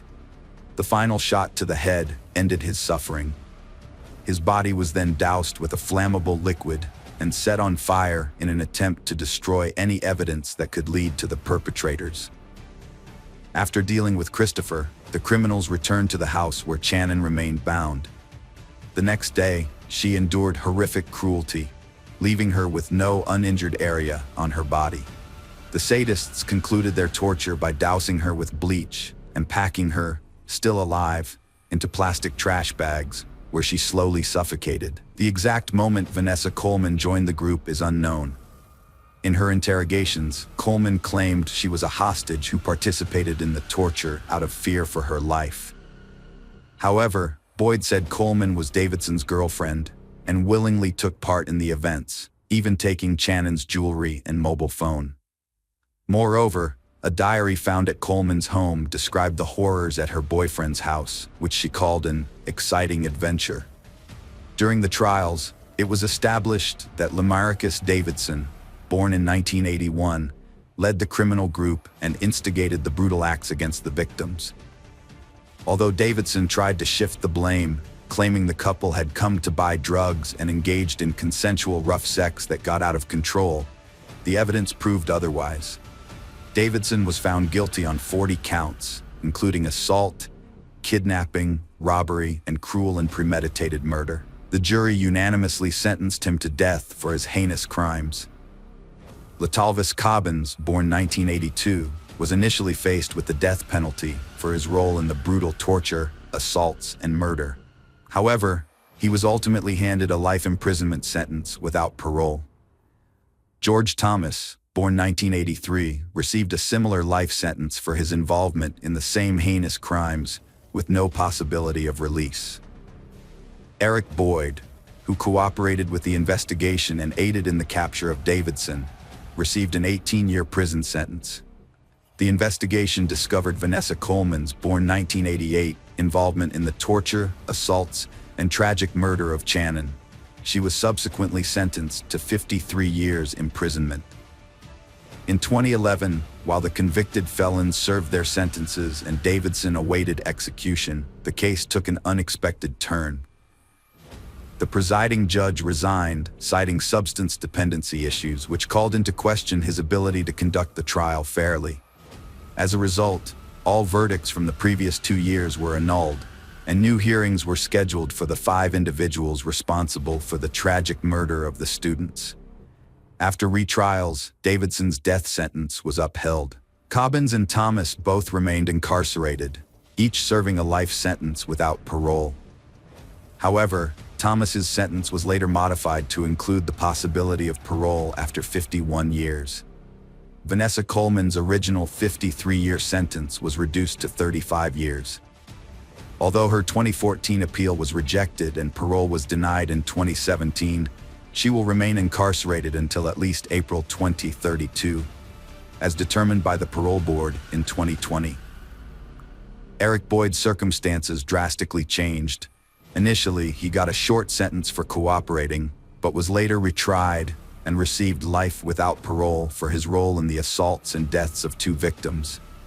His accomplice Thomas testified against him, revealing new details, and got a 15% sentence reduction. Boyd's appeals failed, and he's now serving life at Bledsoe County Correctional Complex. Davidson awaits execution in Riverbend Max Security. The trial sparked media frenzy, leading to 2 new laws. One protects victims from defamation by the accused, who try to shift blame. The other eliminates the need for a judge's signature on a unanimous verdict, preventing retrials and sentence reviews. The house where Channing Christian and Christopher Newsom were brutally tortured was demolished in 2008. A memorial was built on the site in their memory. A charity foundation and golf tournament were established in Christian's name to support violence victims. A foundation in Newsom's name hosts annual baseball tournaments and awards a scholarship in his memory. Initial media reports of the case were inaccurate, sparking public outcry. Some believed racial bias played a role, given the victims were white and perpetrators African American. However, experts and the police chief found no evidence to support this claim, nor that the case would have received more attention if the races were reversed. Hello friends, welcome to our channel.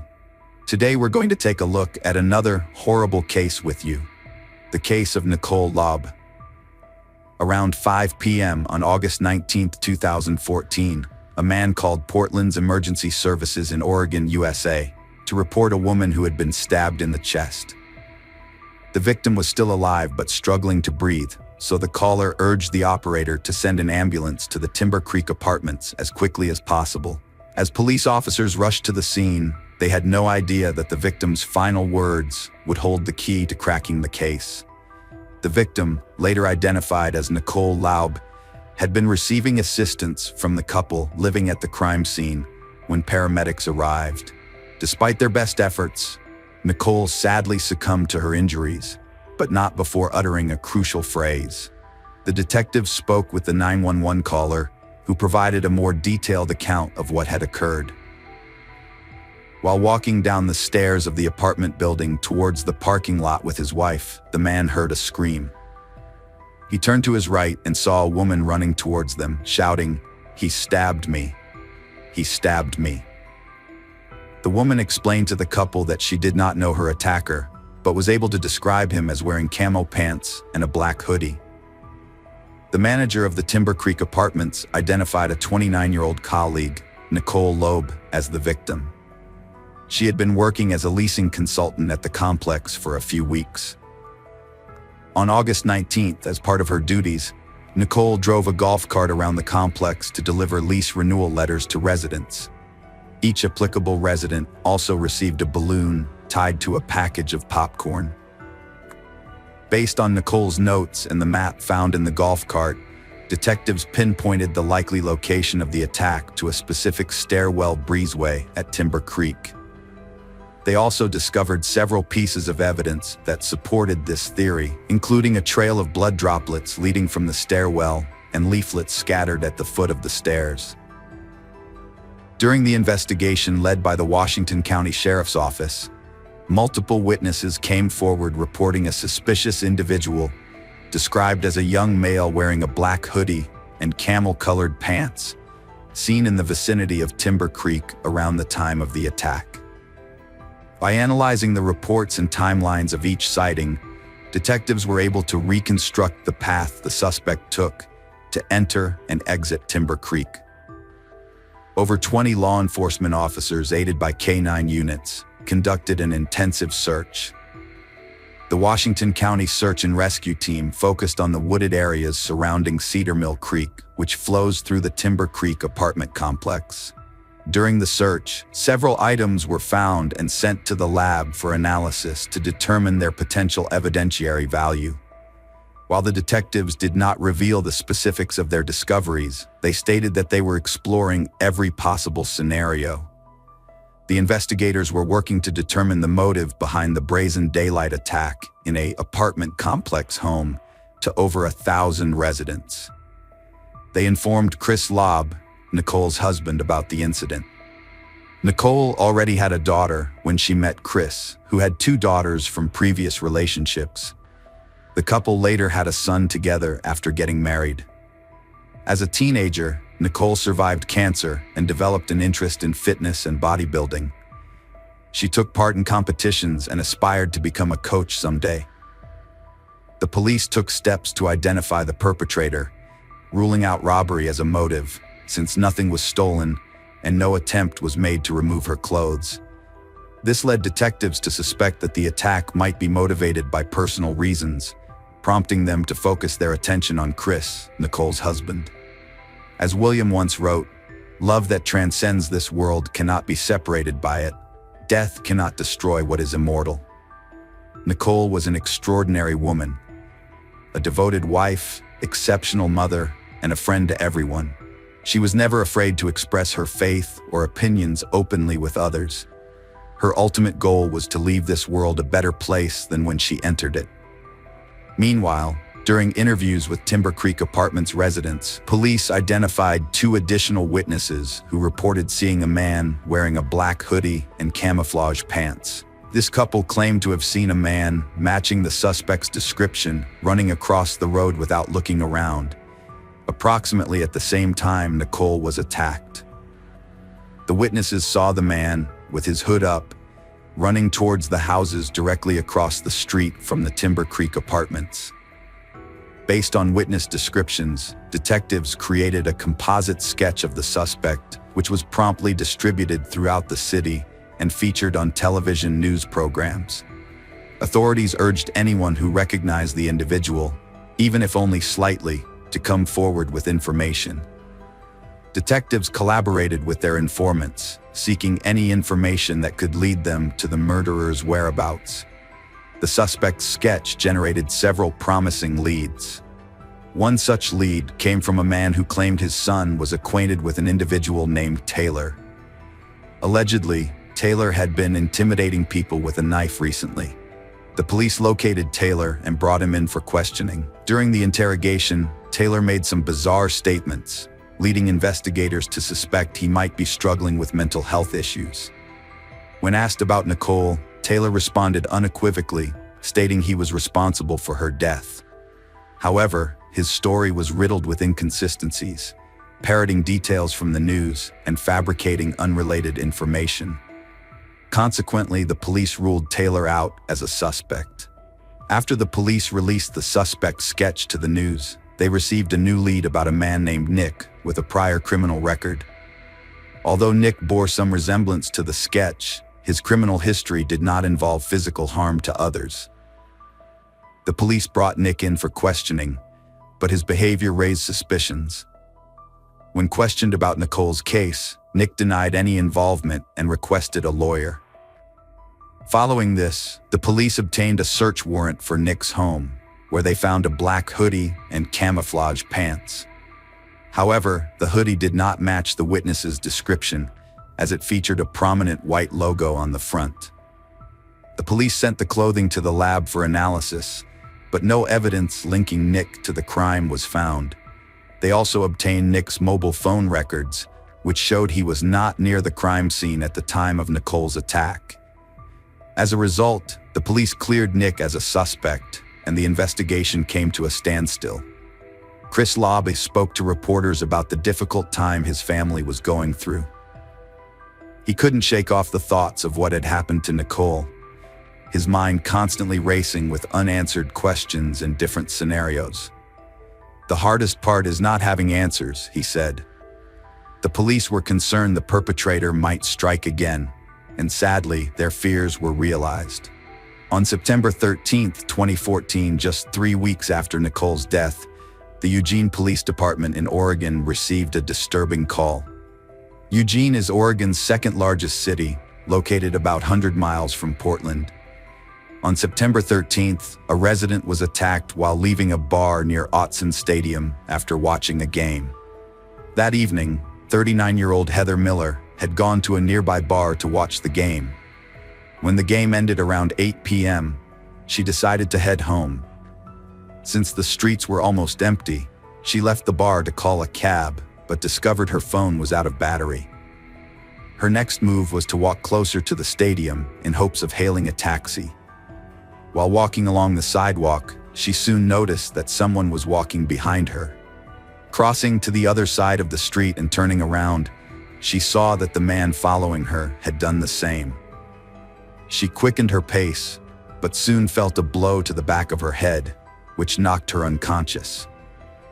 When she regained consciousness, she found herself face to face with the criminal, who by this time had pulled off her pants in an effort to fulfill what was most likely the motive for the attack. Heather tried to reason with him. She told him she had a daughter and asked him to please let her see her daughter again, but he kept punching her regardless. Heather said that for every word she uttered, she received a punch in the face. At some point, Heather realized that her only chance to survive was to pretend to be dead. She closed her eyes and didn't move. When the attacker got what he wanted, he immediately ran away. This man severely beat Heather, but she found the strength to stand up and walk out into the middle of the road. A minute later, a car stopped and the driver called 911. Paramedics soon arrived and took her to the hospital. She was conscious and was able to talk to a detective who arrived soon after. At that time, neither she nor the detective knew that the one who attacked her was already at the police station. There's a park near the stadium where the man attacked Heather. A policeman on a bicycle was on duty there that evening. He saw a man running away, stopped him, and noticed that his hands and shoes were bloody. The officer detained him and called a patrol car, which took the detainee to the police station. Despite his age, 17-year-old Jamie Tinoco had repeatedly come to the attention of the police. At the time of his arrest, he was on probation for unlawful possession. Tinoco started using substances at the age of 12, and according to his parents, they could not control him. He dropped out of high school when he was a freshman, and just a day before the attack on Heather Miller, he was arrested for driving without a driver's license but was soon released. During interrogation, Tinoco confessed to attacking Heather. The guy behaved absolutely calmly and indifferently because he had believed he'd done nothing wrong. His behavior gave the Eugene Police Department reason to assume that Heather was not his first victim. The police released his photo, thinking that there might be other women affected by his actions who would come forward. After releasing Tinoco's photo, the Eugene police caught the attention of detectives investigating Nicole Laube's death. They noticed that Tinoco's facial features bore a strong resemblance to those of the suspect in their composite sketch. As they dug deeper, they discovered that Tinoco resided with his parents in Portland, and their apartment was conveniently located directly across the street from Timber Creek. This alarming coincidence further fueled their suspicion that Tinoco might be the perpetrator responsible for Nicole Laube's tragic demise. The detectives questioned Jamie about Nicole Laube's case, hoping he would admit to assaulting her, just as he had confessed to assaulting Heather Miller. However, Tinoco denied any involvement in Nicole's death and refused to answer their questions. Consequently, the police had to search for evidence to connect him to Nicole Laube's murder. Jamie Tinoco had lived with his parents in a residence directly opposite the Timber Creek apartment complex. Following this, the police secured a search warrant for his parents' apartment, whereupon they discovered a black hoodie and camouflage pants in Jamie's room. These items were subsequently sent to a laboratory for analysis. Nevertheless, the laboratory report proved disappointing, as it did not reveal any DNA evidence linking Nicole to any of Jamie Tinoco's possessions, and consequently the investigation stalled. Although there was no conclusive proof that Tinoco was responsible for Nicole's death, there was a significant amount of evidence connecting him to the assault on Heather Miller.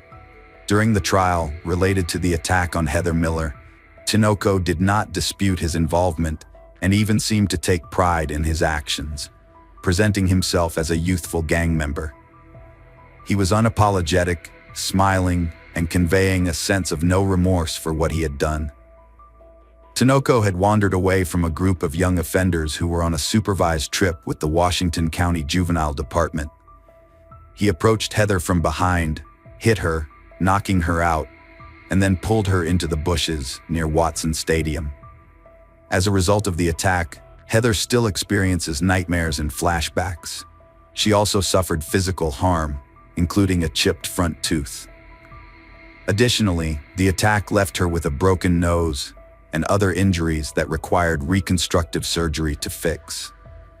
Since then, Heather has had to cope with the trauma by finding a new job, and even now, she becomes uncomfortable when people approach her from behind or when she walks alone on the street, especially at night.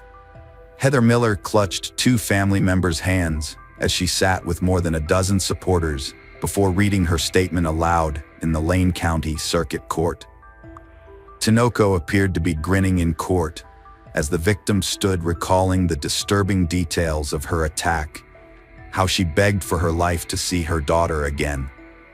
When the judge asked Tinoco why he was grinning, he said he didn't know. The judge said the fact that he showed no remorse scared her and called Tinoco a danger to the public, imposing a maximum sentence. The victim, surrounded by her friends and family, walked out of the courtroom. As a brave mother of two, she had told the judge that she prayed Tinoco would never have the chance to harm anyone else in the same way. Refusing to be defined by her ordeal, she was determined to read her statement aloud and make her voice heard, demonstrating remarkable strength and resilience from the very beginning. The judge was not swayed by the defense's portrayal of Tinoco as a teenager whose actions were influenced by years of substance abuse. Instead, the judge formed an opinion about Tinoco's character based on his behavior in the courtroom. Tinoco's lawyer, Chris Schaffner, requested a prison sentence of 8 years and 4 months for his client. However, when the judge gave Tinoco the opportunity to address the court, he failed to apologize, despite his emotional parents sitting just a few rows behind him. Judge Deborah Vogt sentenced Tinoco to 14 years and 2 months in prison, saying his apparent lack of remorse warranted the long sentence and that the community needs to be protected from a dangerous man. She said that by the time Tinoco is eligible to be released, he'll be in his early 30s and will have to register as a sex offender for the rest of his life. Meanwhile, investigators exploited Tinoco's exaggerated self-importance to extract a confession from him. They re-questioned him about Nicole Laub's death, suggesting that he would gain more respect from fellow inmates if they knew he had taken a woman's life. After a brief silence, Tinoco began discussing Nicole, claiming he hadn't intended to harm her. He confessed that he had wanted to stab someone merely to experience the feeling. According to him, his goal wasn't to kill Nicole, but rather to injure her. He recounted that, after crossing the street from his apartment to Timber Creek, he saw Nicole parking a golf cart and carrying a small package containing a balloon to an upstairs apartment. As Nicole ascended the stairs, he hid behind a golf cart, then rushed to the stairs. And when she returned downstairs, he took a deep breath and stabbed her. Tinoco said he chose Nicole because she looked like easy prey. When asked if he had tried to force Nicole into intimacy, as he did with Heather Miller, he replied that he was thinking about doing the same. He was going to do the same. He stated that he didn't do it only because Nicole screamed really loud when he stabbed her, so he ran away. During the reenactment of the crime, Tinoco demonstrated to the investigators how he had escaped from the crime scene. Chris Laub expressed his shock upon learning that the individual responsible for taking his wife's life was only 17 years old. He stated, "As a father of a 13-year-old daughter, it's incomprehensible to think that someone just 4 years older than her could commit such a heinous act." The trial, which started in 2015, took an interesting turn when Tinoco proclaimed his innocence in court, contradicting his earlier confession during the interrogation. His lawyer emphasized that there was no DNA evidence to connect his client to the crime scene. Defense attorney Robert Axford made an emotional plea, saying, "I'm simply asking for mercy for this 17-year-old child who is severely mentally ill and has the potential to change his behavior with proper treatment to rectify the deep-seated issues he's struggling with." The defense called a second psychologist to testify who had assessed Tinoco and concluded that he showed symptoms of schizophrenia. In contrast, a psychologist from the Oregon State Hospital, who had also examined Tinoco, disagreed, diagnosing a personality disorder rather than schizophrenia. Ultimately, the jury was convinced of Tinoco's guilt after viewing a video recording of his confession and a reenactment of the crime, which was part of the investigative experiment. During the reenactment of the crime, Tinoco revealed specific details that only the perpetrator who attacked Nicole Laube could have known.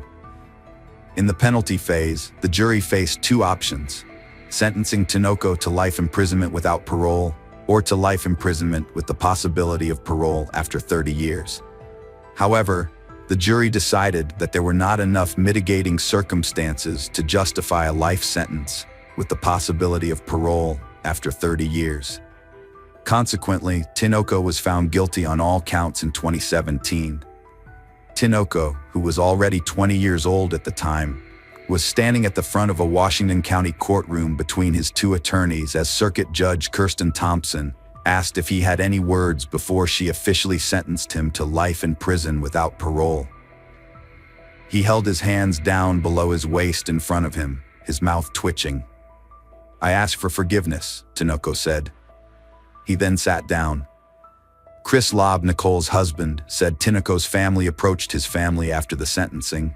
They expressed condolences and apologized. In 2021, the Oregon Court of Appeals overturned the 2017 conviction of Tinoco. Since his trial, juvenile laws have changed significantly. Tinoco was convicted of a Measure 11 crime, but under current juvenile reforms, offenders between 15 and 17 years old are no longer automatically sent to adult court. Instead, prosecutors must request a hearing to decide whether juveniles accused of serious crimes should be tried as adults.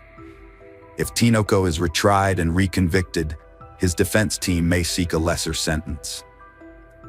The Laube family, including Nicole's father, Rich Jones, were shocked and saddened by the overturned conviction, knowing they would have to relive the emotional trauma of the trial. Despite the setback, Tinoco remains in prison, and the Nicole Laube case is far from over. Hello friends, welcome to our channel. Today we're going to take a look at another horrible case with you. The case of Trevone Miller. Brayla Stone, a 17-year-old girl from North Little Rock, Arkansas, was one of the most vibrant individuals in the Sherwood suburbs. Those close to her knew her as a cheerful and outgoing teenager with big dreams. She was an active user of social media, particularly Instagram, where she had amassed a following due to her excellent sense of humor. Despite facing negative reactions from some members of the community due to her being transgender, this did not diminish Brayla's pride in herself. She stood up against anyone who spoke or acted negatively towards her or her lifestyle. Instead, she embraced herself confidently and strongly, allowing nothing to hinder her path. Brayla enjoyed expressing her femininity both online and in real life. This was not only about how she dressed or wore makeup, but also about how she behaved and interacted with others. She knew that confidence did not come from holding an image others desired, but from how one accepts and loves oneself. Life was not always smooth and easy, but Brayla remained steadfast in her belief and her dreams. She believed that one day, the stage lights would shine on her, and she would stand under those lights proudly, showing the world who she was. Brayla was a strong and wonderful girl, and we use the pronoun she to refer to her as an acknowledgement and respect for her. In 2016, Brayla began an intimate relationship with a teenager named Trevone Hayes Miller. At that time, Trevone was working at a local Arby's and was just 18 years old. However, Trevone had a troubled past. He had been involved in a murder case at the age of 14 and had ties to a criminal gang. In April 2016, Trevone, along with two older teenagers, planned to rob another teenager named Brian Thompson, a 17-year-old marijuana dealer. The trio lured Brian to the parking lot of a local entertainment center with a promise to buy from him. Trevone carried a BB gun in his pocket, while one of his companions had a real handgun. As Brian was making the transaction, the oldest teen suddenly exited the passenger seat of the car and shot Brian in the neck, then stole $15 from him. Following the shooting, the group fled the scene. In the tragic death of Brian, we can see the cruelty and guilt in Trevone and his group's actions. It is evident that Trevone is not a good person. He is a criminal. This raises the question of why Brayla would date someone like Trevone. It is possible that Brayla was unaware of Trevone's criminal past, or there may be other unknown factors in their relationship. People have their preferences, interests, and choices, and sometimes relationships are not based on conventional standards. However, the attraction of some young women to boys with a bad past is not a universal rule. Each woman has her own choices and criteria in seeking a partner. The police found about a pound of marijuana in the car and arrested all three individuals within a day, less than 24 hours after the shooting. All three were caught after being recorded on a security camera near the crime scene. Trevone was eventually charged with aggravated robbery in a juvenile court. Initially, he faced a murder charge, but Trevone agreed to cooperate with investigators and testify against his accomplices, helping to reduce his charges. Although Trevone was never required to testify because his friends admitted their guilt, he was prepared to reveal text messages in court showing that he was the mastermind behind the robbery plan. Despite being the youngest in the group, originally Trevone wanted the robbery to take place in an old abandoned house they had previously used as a hideout. However, the only consequence for Trevone was a short time in a juvenile detention center, while his two older accomplices were charged and sentenced and remain in custody to this day. In 2019, Trevone was arrested again for robbery and impersonating a criminal in the second degree. This time, he impersonated a security guard at a Walmart store and tried to rob two customers in the parking lot. Just a few months later, he was arrested again on another weapons-related charge. Unfortunately, these chances for rehabilitation did not put him on a better path. Instead, they led to a tragedy that resulted in the untimely death of a young victim. In 2020, Trevone and Brayla were in a romantic relationship that was sexual in nature. Despite Brayla's confidence and self-acceptance as a transgender woman, she faced discrimination and harassment. Recognizing that not everyone was as open-minded, Brayla agreed to keep the relationship private to protect Trevone. However, Trevone's reluctance to go public was rooted in his own fear of societal backlash and the consequences it might bring. Rather than being honest with Brayla about his concerns, Trevone took advantage of her empathetic nature to shield himself from potential repercussions. Brayla and Trevone's mutual understanding began to break down when she found out he was secretly involved with another. This betrayal made Brayla feel uncomfortable and angry, prompting her to threaten to reveal their relationship. In response, Trevone offered to pay her off to keep quiet. Fear consumed Trevone, leading him to think negatively and act toxically. Rather than facing the consequences of his actions and taking responsibility, he tried to cut Brayla out of his life to keep their relationship a secret. Trevone confessed to his 19-year-old mistress that he was contemplating murdering Brayla to keep their illicit affair hidden. However, the young woman didn't take Travone's ominous warnings seriously. Assuming he only made such threats when he was angry, she attempted to pacify him, hoping the situation would resolve itself without incident. Shortly after the phone call, Brayla arrived at Travone's house, a fact verified by a friend who was on the phone with her while she waited for Travone to answer the door. Following a 5-hour meeting with Travone, Brayla sent a text to her friend expressing her dissatisfaction and mentioning that they had been arguing for hours. Brayla was never heard from again after this incident. The next morning, on June 25th, a passerby contacted the police to report a dead body in a park in Sherwood, a suburb of North Little Rock. The police found Brayla's body in a black Saturn Vue parked on a gravel path near 7224 Vista Point Court, which is visible from Gap Creek Drive. At the time her body was discovered, Brayla had already been reported missing to the North Little Rock police. When the police arrived, they discovered 17-year-old Brayla in an abandoned car along the gravel path, having been shot fatally in the head. Brayla was found with a gunshot wound through the head, her body positioned upside down on the front passenger floor with her legs on the back of the seat. The driver's side window was shattered. According to police reports, there were signs of blood inside the car and a strong smell of bleach. Investigators also noticed discoloration from cleaning agents on some of the car's interior. The news of Brayla's tragic death spread across media outlets. Notably, her family requested that all articles and segments about Brayla's story refer to her using the pronouns he and the name given to her at birth, despite the preferences she clearly expressed in the years before her death. It's evident that Brayla and her family were not on the same page, and they did not support her true identity, even in her absence. This is truly a heartbreaking tragedy. Even in her obituary, an old image of Brayla before her transition was used, evoking a deep sense of disappointment and regret. Instead of honoring and respecting her true self, her family chose to present images of a past that Brayla had overcome and sought to change.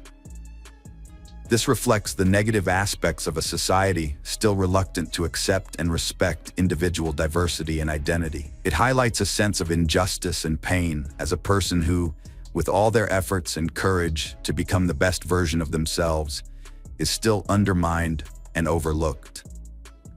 It's not just Brayla's death that is mourned, but also the sorrow for a society still rife with prejudice and discrimination. Following Brayla's death, a provocative Instagram post emerged claiming responsibility for her murder in exchange for $5,000. The user, Tappan Season, even posted a photo of a $100 bill as supposed proof.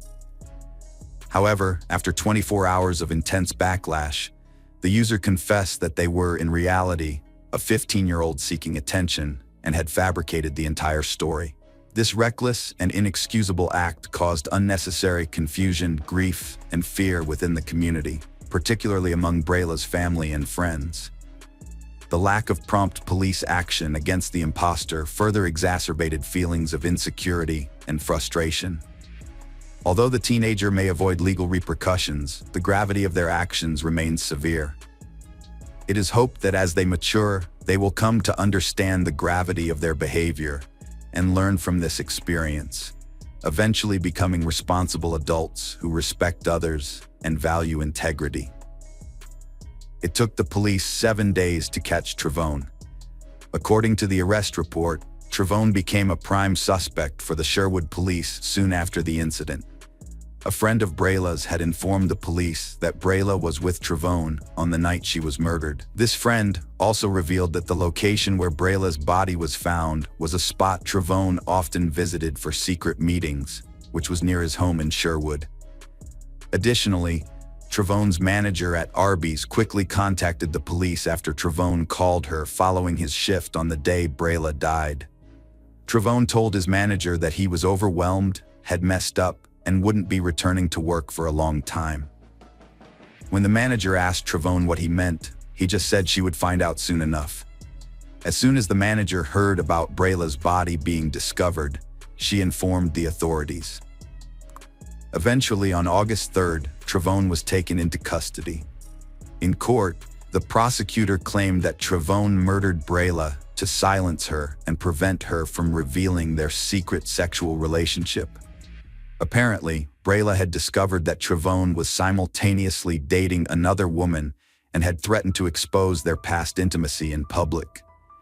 Fearing that people would think he was gay, Trevone allegedly bribed Brayla to keep quiet about their relationship. When he was 19, Trevone was accused of the murder after he called his manager at Arby's, showing remorse for his actions. "I'm in big trouble, and it's all over for me," he said. "I've really messed up, and I won't be coming back for a very long time." Trevone pleaded guilty in a deal that reduced his sentence. He was initially facing a murder charge, which carried a maximum sentence of life imprisonment or the death penalty. However, he reached a plea agreement to avoid these penalties. Notably, the investigation revealed similarities between Brayla's murder and another case, the April 2016 killing of 17-year-old Brian Allen Thompson at the Bill Harmon Recreation Center in Sherwood. Thompson was found shot in the neck, dead behind the wheel of his car, by a center employee. Trevone was one of 3 teenagers charged in Thompson's death. Detective Craig Grisham of Sherwood observed that in both cases, the shooter fired from the passenger seat, which prevented the victim in the driver's seat from escaping quickly. Grisham also noted that both murders occurred at locations near Trevone's residence, allowing for an easy escape from the scene without detection, as stated in the arrest affidavit. Trevone Hayes Miller, 20, has been sentenced to 40 years in prison for first-degree murder, plus an additional 10 years for using a firearm, following the fatal shooting of 17-year-old Brayla Stone in Sherwood, a suburb of North Little Rock, on June 25th, just days before her 18th birthday. Miller has been imprisoned since his arrest about a week after the murder and must serve 35 years before being eligible for parole, which means he will be 53 years old by the time he is eligible for early release.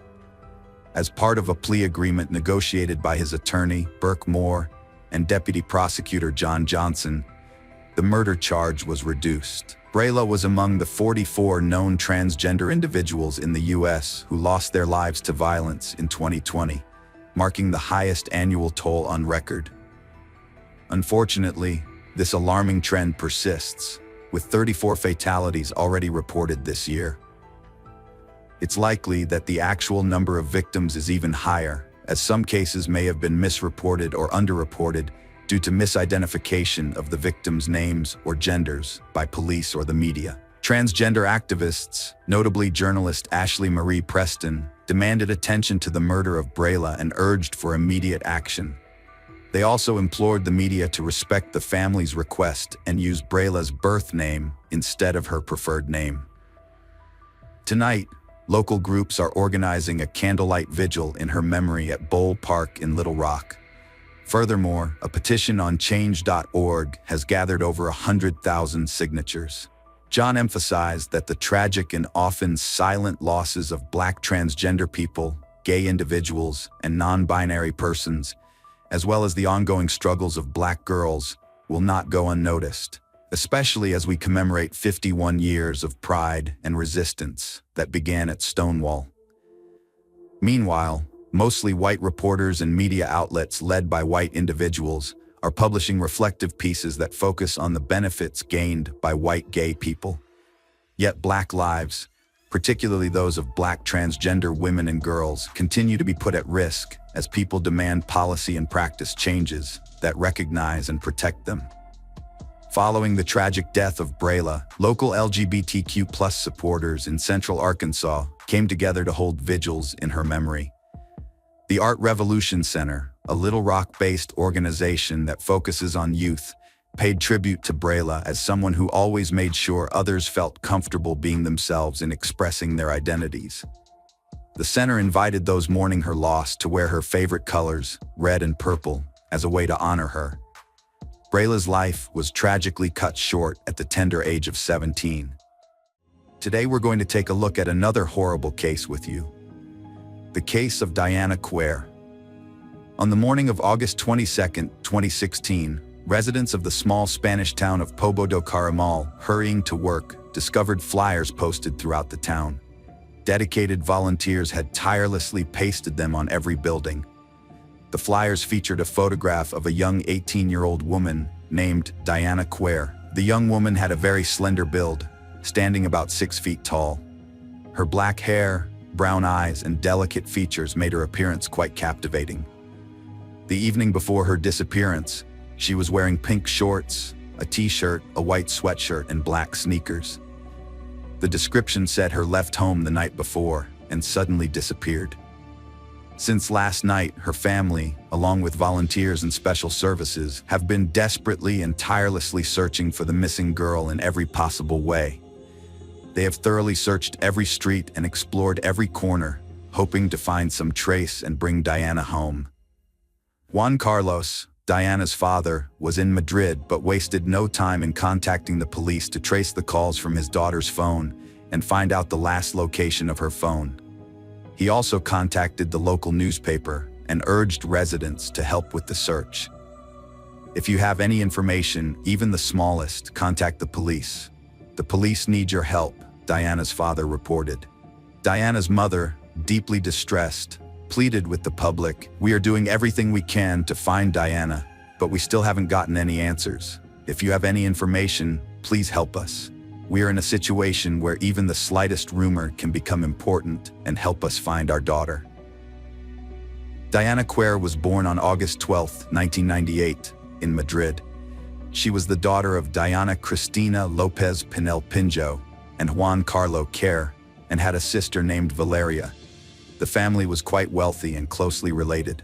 However, in 2013, Diana's parents divorced, which greatly affected the sisters. They faced depression and often conflicted over the attention of their mother, who took most of the care of them. Despite this, the father saw his daughters regularly during vacations. Diana, her mother, and sister often visited the small coastal town of Pobo do Caramal, which had a population of around 10,000. In the summer of 2016, Diana's family spent their vacation as usual in the cozy town of Pobo do Caramal. Every summer, they returned here to enjoy the tranquility and beauty of the place. Sunday, August 21st, was expected to be just like any other day. In the evening, around 10, Diana approached her mother and informed her that she was going to Val Inclán Park to meet her friends and have fun in celebration of the Feast of the Virgin Carmen. Val Inclán Park was not far from the cottage where the family was staying, and it was a place where Diana often walked. Her mother, seeing nothing unusual about this, allowed her to go there again. She spent that evening joyfully with her friends. 4 hours later, Diana said goodbye to her friends and was about to return home, unaware that this would be their final farewell. On her way, she encountered her acquaintance, Pazo de Ariel, not far from the pizzeria where Diana frequently spent time. It was around 2:30 in the morning when they parted ways. Pazo de Ariel was the last person to see Diana on that fateful night. The morning of August 22, 2016, turned into a nightmare for Diana's mother, Maria Quer Lopez Pinel. At 8:30 in the morning, she realized that something was wrong with her daughter. She had not returned home from a party. Her cell phone was either turned off or out of range, which caused alarm. The mother decided not to wait and immediately called the police, reporting her daughter as missing. Based on the information provided by the mother, it could be concluded that Diana did not have any serious emotional or mental health issues, despite a troubled childhood due to her parents' divorce. Her prolonged absence was very unusual and raised serious concerns. Police began to investigate the complex and confusing events surrounding the disappearance of Diana Maria Quer Lopez Pinel. Investigators had to determine what happened when Diana disappeared without leaving any trace. It turned out that Diana's last messages were sent to a friend of hers from Madrid via WhatsApp. In these messages, she wrote about a certain stranger who was stalking her and shouting strange phrases, scaring her. These messages were Diana's last contact with the outside world. She no longer responded to the messages, although they had been read. The next day, the police began to retrace the route Diana had to take to get home. It was along the road that they found a black hairband that looked very similar to the one Diana had been wearing that night. This was the only item recovered from the scene of her disappearance, but investigators had no other evidence. Diana's friends were unable to provide any helpful information, and there were no CCTV cameras on the final part of her journey. The street was dimly lit and sparsely populated, with just a few garages and a rundown Boomerang nightclub lining the road. Some witnesses reported seeing Diana get out of a car with 3 other people and then move to a different car that drove her away from the port. However, these accounts were not confirmed. Investigators considered 2 main hypotheses. The first suggested that Diana was kidnapped by someone she might have known, while the second linked her disappearance to a potential attack by a mentally unstable individual. Diana's mother even proposed a third scenario in which her daughter could have been taken away on a boat. Diana's friend and ex-boyfriend reported that she met a man from Morocco, and together they purchased hashish. However, this information only complicated the picture of her disappearance. An important point was the media reports about the discovery of the clothes Diana wore that evening, but her mother denied this information, claiming that no clothes were found. Additionally, her credit card and identification were left in the house, so Diana could not have simply run away, leaving all her belongings and documents behind. This fact and other circumstances confirmed that her disappearance was not voluntary. Nevertheless, the case remained mysterious and could not be solved. Shortly after Diana's disappearance, the press reported on the quarrel that had occurred between Diana and her mother just a few days before the tragic event. The media claimed that Diana had suffered a nervous breakdown that required medical attention, and that her younger sister Valeria had also been hospitalized with similar symptoms. To prevent further litigation and conflict, the custody rights to the younger sister were transferred to the father on Thursday, September 5th. This was a preventive measure to avoid further strife in the local community, which was already gripped by an unsettling atmosphere over Diana's disappearance. The father and his daughter left town, and rumors began to spread that the family was hiding something significant. According to Diana's friends, running away from home was a common occurrence for the sisters, especially for her younger sister Valeria, who was only 16 years old.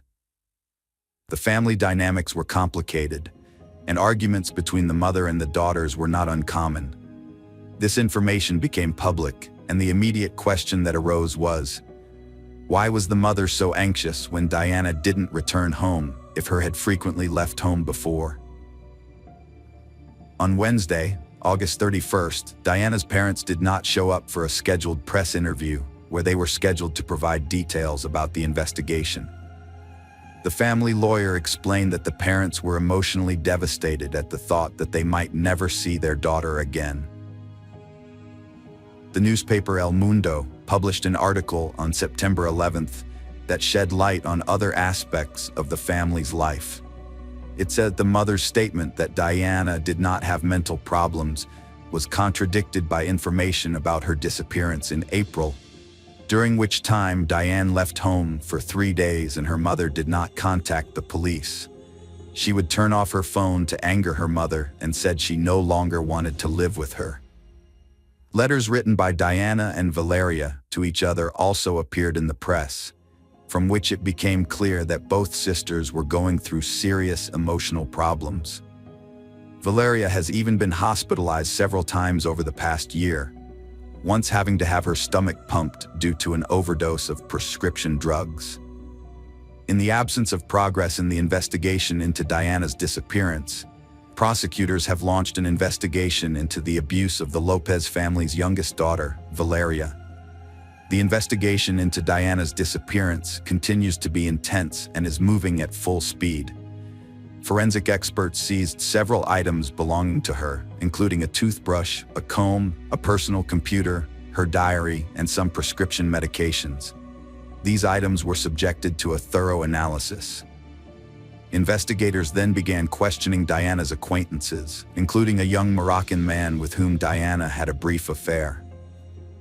All of these measures failed to yield the desired results, and further police searches remained unsuccessful. The police conducted extensive searches in the mountains, forests, rivers, and lakes near the site of the disappearance. However, it appears that Diana disappeared around 3 a.m., and the last signal from her phone was found in the Tarragon area, 13 miles from where the family was staying. 72 days after her disappearance, Diana Kaye's case remained a mystery, as none of the investigators' leads have yet been confirmed. In addition to a hairband, police found a cell phone that matched the description of Diana's phone, and her father confirmed that it was his daughter's cell phone 2 months after her disappearance. Diana's Facebook profile was suddenly active, and friends and relatives immediately notified the police and provided screenshots. It turned out that the Remember Password function had been used to avoid entering profile login details, leaving two theories. Either Diana had forgotten her password, or the attacker was trying to gain access to her profile. Diana's phone was a crucial piece of evidence in the case, but it failed to provide any insight into the mysterious disappearance. On November 10, 2016, the driver of the very car in which Diana was last seen was finally identified. The man had previously been detained on charges of human trafficking, and information about his potential involvement in Diana's disappearance was kept secret for a long time, so as not to disrupt the ongoing investigation. His wife claimed that he was with her that night, which initially excluded him from the list of suspects. However, on December 25, 2017, an incident occurred that became a pivotal point in the investigation. One of hers was attacked by a man demanding her phone and threatening her with a weapon. The terrified victim screamed, and a couple passing by came to her aid, rescuing her from the thug who tried to pull her into a car. The shaken victim immediately contacted the police, providing a description of the perpetrator and his license plate number. The next morning, police arrested 41-year-old Jose Enrique Abinay, who was also known as Elo. The man already had a criminal past. The police immediately discovered that Jose Enrique was the same driver who had been detained in 2016 on suspicion of kidnapping Diana. However, he was released at the time because the police believed the alibi provided by his wife. The police questioned the suspect and his wife again, and as a result of the interrogation, the wife admitted that she had previously lied, and that in fact, on the night of Diana's disappearance, her husband had been out of the house and did not return until 4 a.m. Jose Enrique was eventually forced to admit that he accidentally hit Diana on the road and then was afraid to go to the police, which is why he decided to dispose of the body. However, he later changed his version of events, confessing to kidnapping and killing Diana. According to him, he came to the seashore to pick up gasoline from abandoned cars, and it was there that he saw Diana. Jose kidnapped her, tried to force her to have sexual intercourse, and then strangled her. This shocking truth revealed new details about the case and confirmed that Diana Kaye Lopez's disappearance was the result of a horrific crime. The disappearance of Diana Kaye Lopez was a long and traumatic experience for her family and everyone following the case. Nearly 500 days of investigation and continuous media speculation only added to the anguish of her loved ones. The accusations directed at Diana's parents only served to confuse and impede the investigation. Despite this, through persistent investigation and the testimony of a second victim, investigators were able to gather the necessary evidence and find the perpetrator. Diana will be remembered by her loved ones as a bright and vivacious young woman who was unlucky enough to find herself in the path of a violent criminal. Her story serves as a reminder of how important it is to unite in the difficult moments of fighting crime, to end impunity, and ensure the safety of all citizens. Unfortunately, the perpetrator did not admit for a long time where he hid Diana's body, but later, family and friends managed to say goodbye to Diana and give her a proper burial. The body was found in the well of an abandoned warehouse in January 2018. Jose was sentenced to life in prison with the possibility of parole after serving 35 years. El Chicle was initially held at the A Lama and Teixeiro prisons in Galicia, but was later transferred to the Vilo prison near Leon to avoid potential retaliation from former associates and rivals in the cocaine trade. His prison correspondence showed no signs of remorse, and he even tried to implicate his ex-wife in the murder. At Villa Hierro, he became a dominant figure, and his fellow inmates included David Ubel, another Galician from Morania, who was the first person to be sentenced to life imprisonment since the reintroduction of this sentence in 2015. The missing person case and the subsequent murder trial received extensive media coverage. Some news outlets were criticized for relying on morbid fascination or sensationalism in their reporting. In October 2019, the same program was condemned by Cuer's family for broadcasting an alleged last photograph of the murder victim, as the relatives believed it was implying that her clothing was responsible for her death. Some authors believe that Cuer's case received disproportionate media coverage because she was young, wealthy, and female. In contrast, the case of Ivan Duran, a 30-year-old man from nearby Bayona who went missing 3 days later, did not receive as much attention. Duran's father said that the police resources were disproportionately focused on the search for Cuer. Today we're going to take a look at another horrible case with you.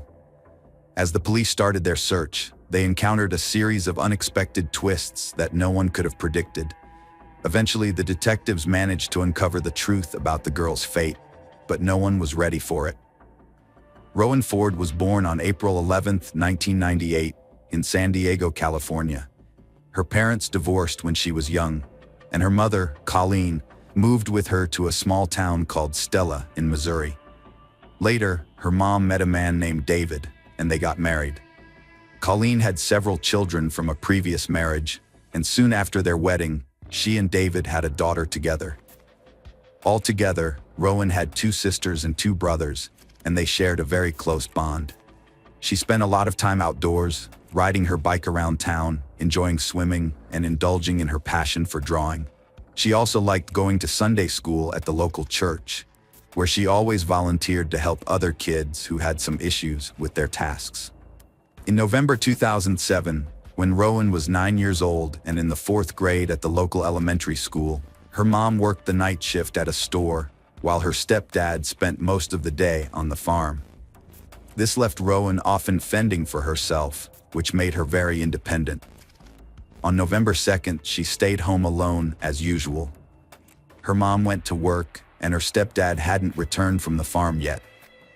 The next morning around 9 a.m., Colleen came home from her night shift and checked Rowan's room, but her daughter wasn't there. She asked her husband where her daughter was. He said she had asked him if she could have a sleepover at a friend's house, and he had let her go.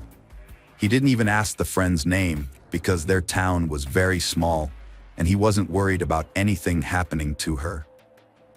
But Colleen started to worry and decided to check with all of Rowan's friends.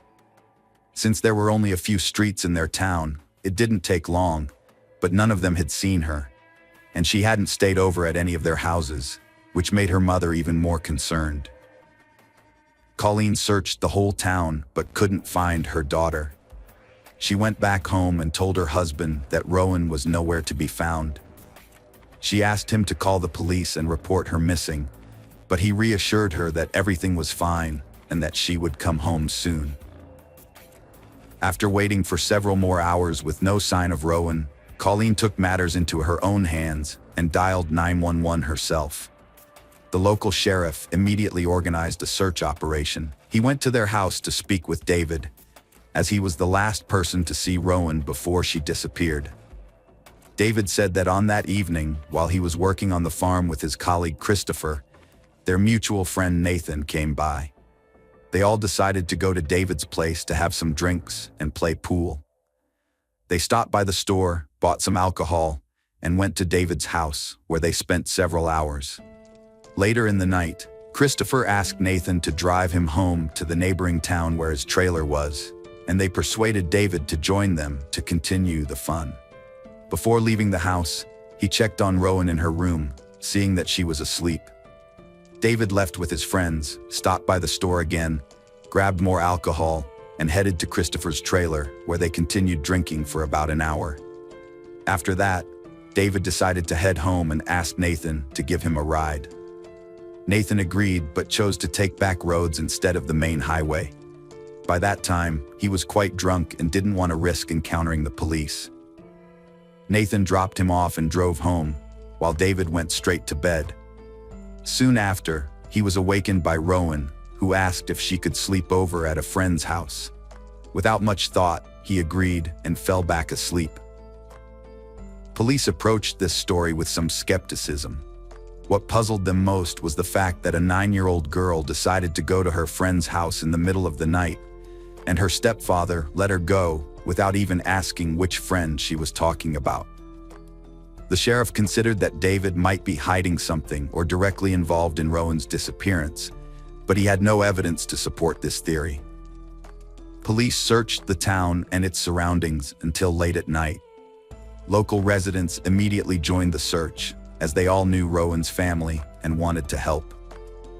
The population of Stella was only about 150 people, so news of her disappearance spread throughout the county almost instantly.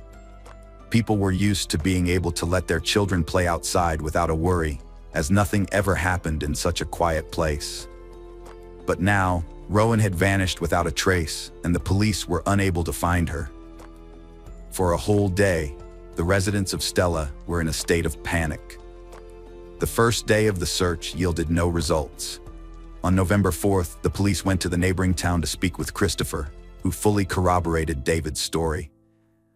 However, Christopher added that his friend hadn't even contacted him since that evening, and he had only just found out about Rowan's disappearance on the same day. The police expanded the search and involved even more volunteers, but they still couldn't find Rowan or any clues to her whereabouts. The next morning, the FBI joined the investigation while the local police continued to search for Rowan throughout the town and its surroundings. Detectives focused on exploring the possibility of abduction. They strongly doubted the stepfather's story, as it seemed highly questionable. Police also checked with all of Rowan's friends and confirmed that she hadn't visited any of them that night. Investigators continued to speak with David, and he changed certain details in his story several times, further raising suspicions against him.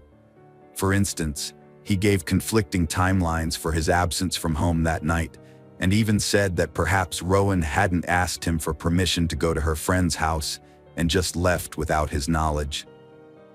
FBI agents also discovered that on the night of her disappearance, David had asked his mother to borrow her car, a fact he had initially not disclosed to the police. As a result, they decided to seize both this car and his own pickup truck for examination, but experts were unable to uncover any evidence. Meanwhile, detectives decided to speak with Christopher and Nathan again, as they were both with David that evening. Police invited Christopher to the station. He repeated the same story as the day before. He also agreed to a polygraph test, which showed no signs of deception. Several hours after Christopher left the station and returned to work, he noticed Sheriff Clark's car and waved for him to stop. Sheriff Clark led the police department in their town called Witten and had known Christopher for 17 years since his childhood. The sheriff was friends with his foster parents, and Christopher always respected him. He often sought his advice or help in difficult times, such as when his mother passed away. Sheriff Clark approached Christopher, and they discussed Rowan's disappearance. The sheriff was aware of the case, but had not been involved in it, as the search was being handled by the Stella department. During their conversation, the sheriff felt that Christopher's behavior was quite weird, and he suspected that Christopher might be withholding some information from him. Considering that Rowan's life was at stake and her fate remained unknown, Clark decided to share his suspicions with the FBI. He contacted the agents and told them about his concerns. Investigators assumed that Christopher might be withholding some significant information that could implicate Rowan's stepfather in her disappearance. Perhaps he had asked Christopher to lie and change certain details in the story of that evening, and now Christopher feared being implicated as an accomplice if he told the truth. Sheriff Clark informed the FBI agents that he had a close and trusting relationship with Christopher, so he offered to help persuade him to talk. That same evening, Christopher went to Colleen's house to ask her if there was any progress in the search. About the same time, FBI agents also arrived to speak with Rowan's mother again. When they saw Christopher there, they also asked him some questions, and he once again repeated that the events of that evening unfolded exactly as he had previously said. But then he mentioned for the first time that he did not rule out the possibility of David's involvement in her disappearance, and said that he wanted to help them uncover the truth, no matter how terrible it might be. He even suggested wearing a wire and going to talk to David to try to coax him into confessing. But at that point, the detectives decided not to resort to such tactics. Instead, they asked Christopher if he had any locations in mind where his friend could have hidden Rowan's body, and he named several places. The next morning, police set out to search these locations as well as continuing their search in the surrounding areas of Stella. FBI agents once again brought David for questioning, but he repeatedly denied any involvement. Detectives searched his home in an attempt to find any leads, but it turned up nothing. Meanwhile, Christopher went to the sheriff's office to speak with Clark and told him about his encounter with the FBI. During their conversation, the sheriff had a strong feeling that Christopher was still withholding something. After their meeting, he contacted the detectives again and told them that Christopher might be keeping some information that could likely help them prove David's involvement. FBI agents asked the sheriff to continue trying to persuade him to talk, based on the fact that Christopher had repeatedly contacted Clark to discuss the case with him. They believed he wanted to share important information, but for some reason, he was afraid to do so. The next day, on November 7th, the police called Christopher back to the station. They needed his consent to search his safe, located in David's house. Christopher had been living with him for several months when he temporarily didn't have a place of his own, and some of his belongings were still there. Christopher gave them his permission and also agreed to allow the police to search his trailer and his car. He also voluntarily provided them with a DNA sample and agreed to answer the detectives' questions again. They began questioning him about that evening, and once again asked him to confirm David's story. But this time, Christopher suddenly admitted that his friend's story wasn't entirely true. The investigators began pressing him to tell them what really happened, but this pressure only caused Christopher to become agitated. He said that if the police were going to treat him like a criminal and attempt to accuse him of involvement in Rowan's disappearance, he would not continue this conversation. After that, detectives had to end the interrogation, and Christopher left the station. That same evening, he went to Sheriff Clark and told him about it. He complained that the detectives were treating him like a suspect and said that he might need to hire a lawyer. The sheriff replied that it was his right, but asked him to understand that the police were just doing everything possible to find Rowan. In response, Christopher stated that he would no longer speak with them, and that if he wanted to share anything else, he would only speak with Clark. The sheriff continued to persuade Christopher to tell him everything he knew, and at some point, Christopher began to cry. He said that he always loved Rowan and would never harm her. During the time when he lived in David's house, he developed a close bond with Rowan and the other children. They began to treat him like a family member and even called him Uncle Christopher. The sheriff understood that Christopher was on the brink of revealing everything he knew. However, just as Christopher was about to speak, someone arrived at the police station, distracting Sheriff Clark for some time. Christopher left the office without sharing what he had intended to. Sheriff Clark reached out to the FBI again and told them about this conversation. He explained that Christopher was almost ready to disclose everything he knew, but cautioned that pushing him too hard might cause him to stop talking and get an attorney. Clark suggested giving Christopher some time to think it over, and the detectives agreed.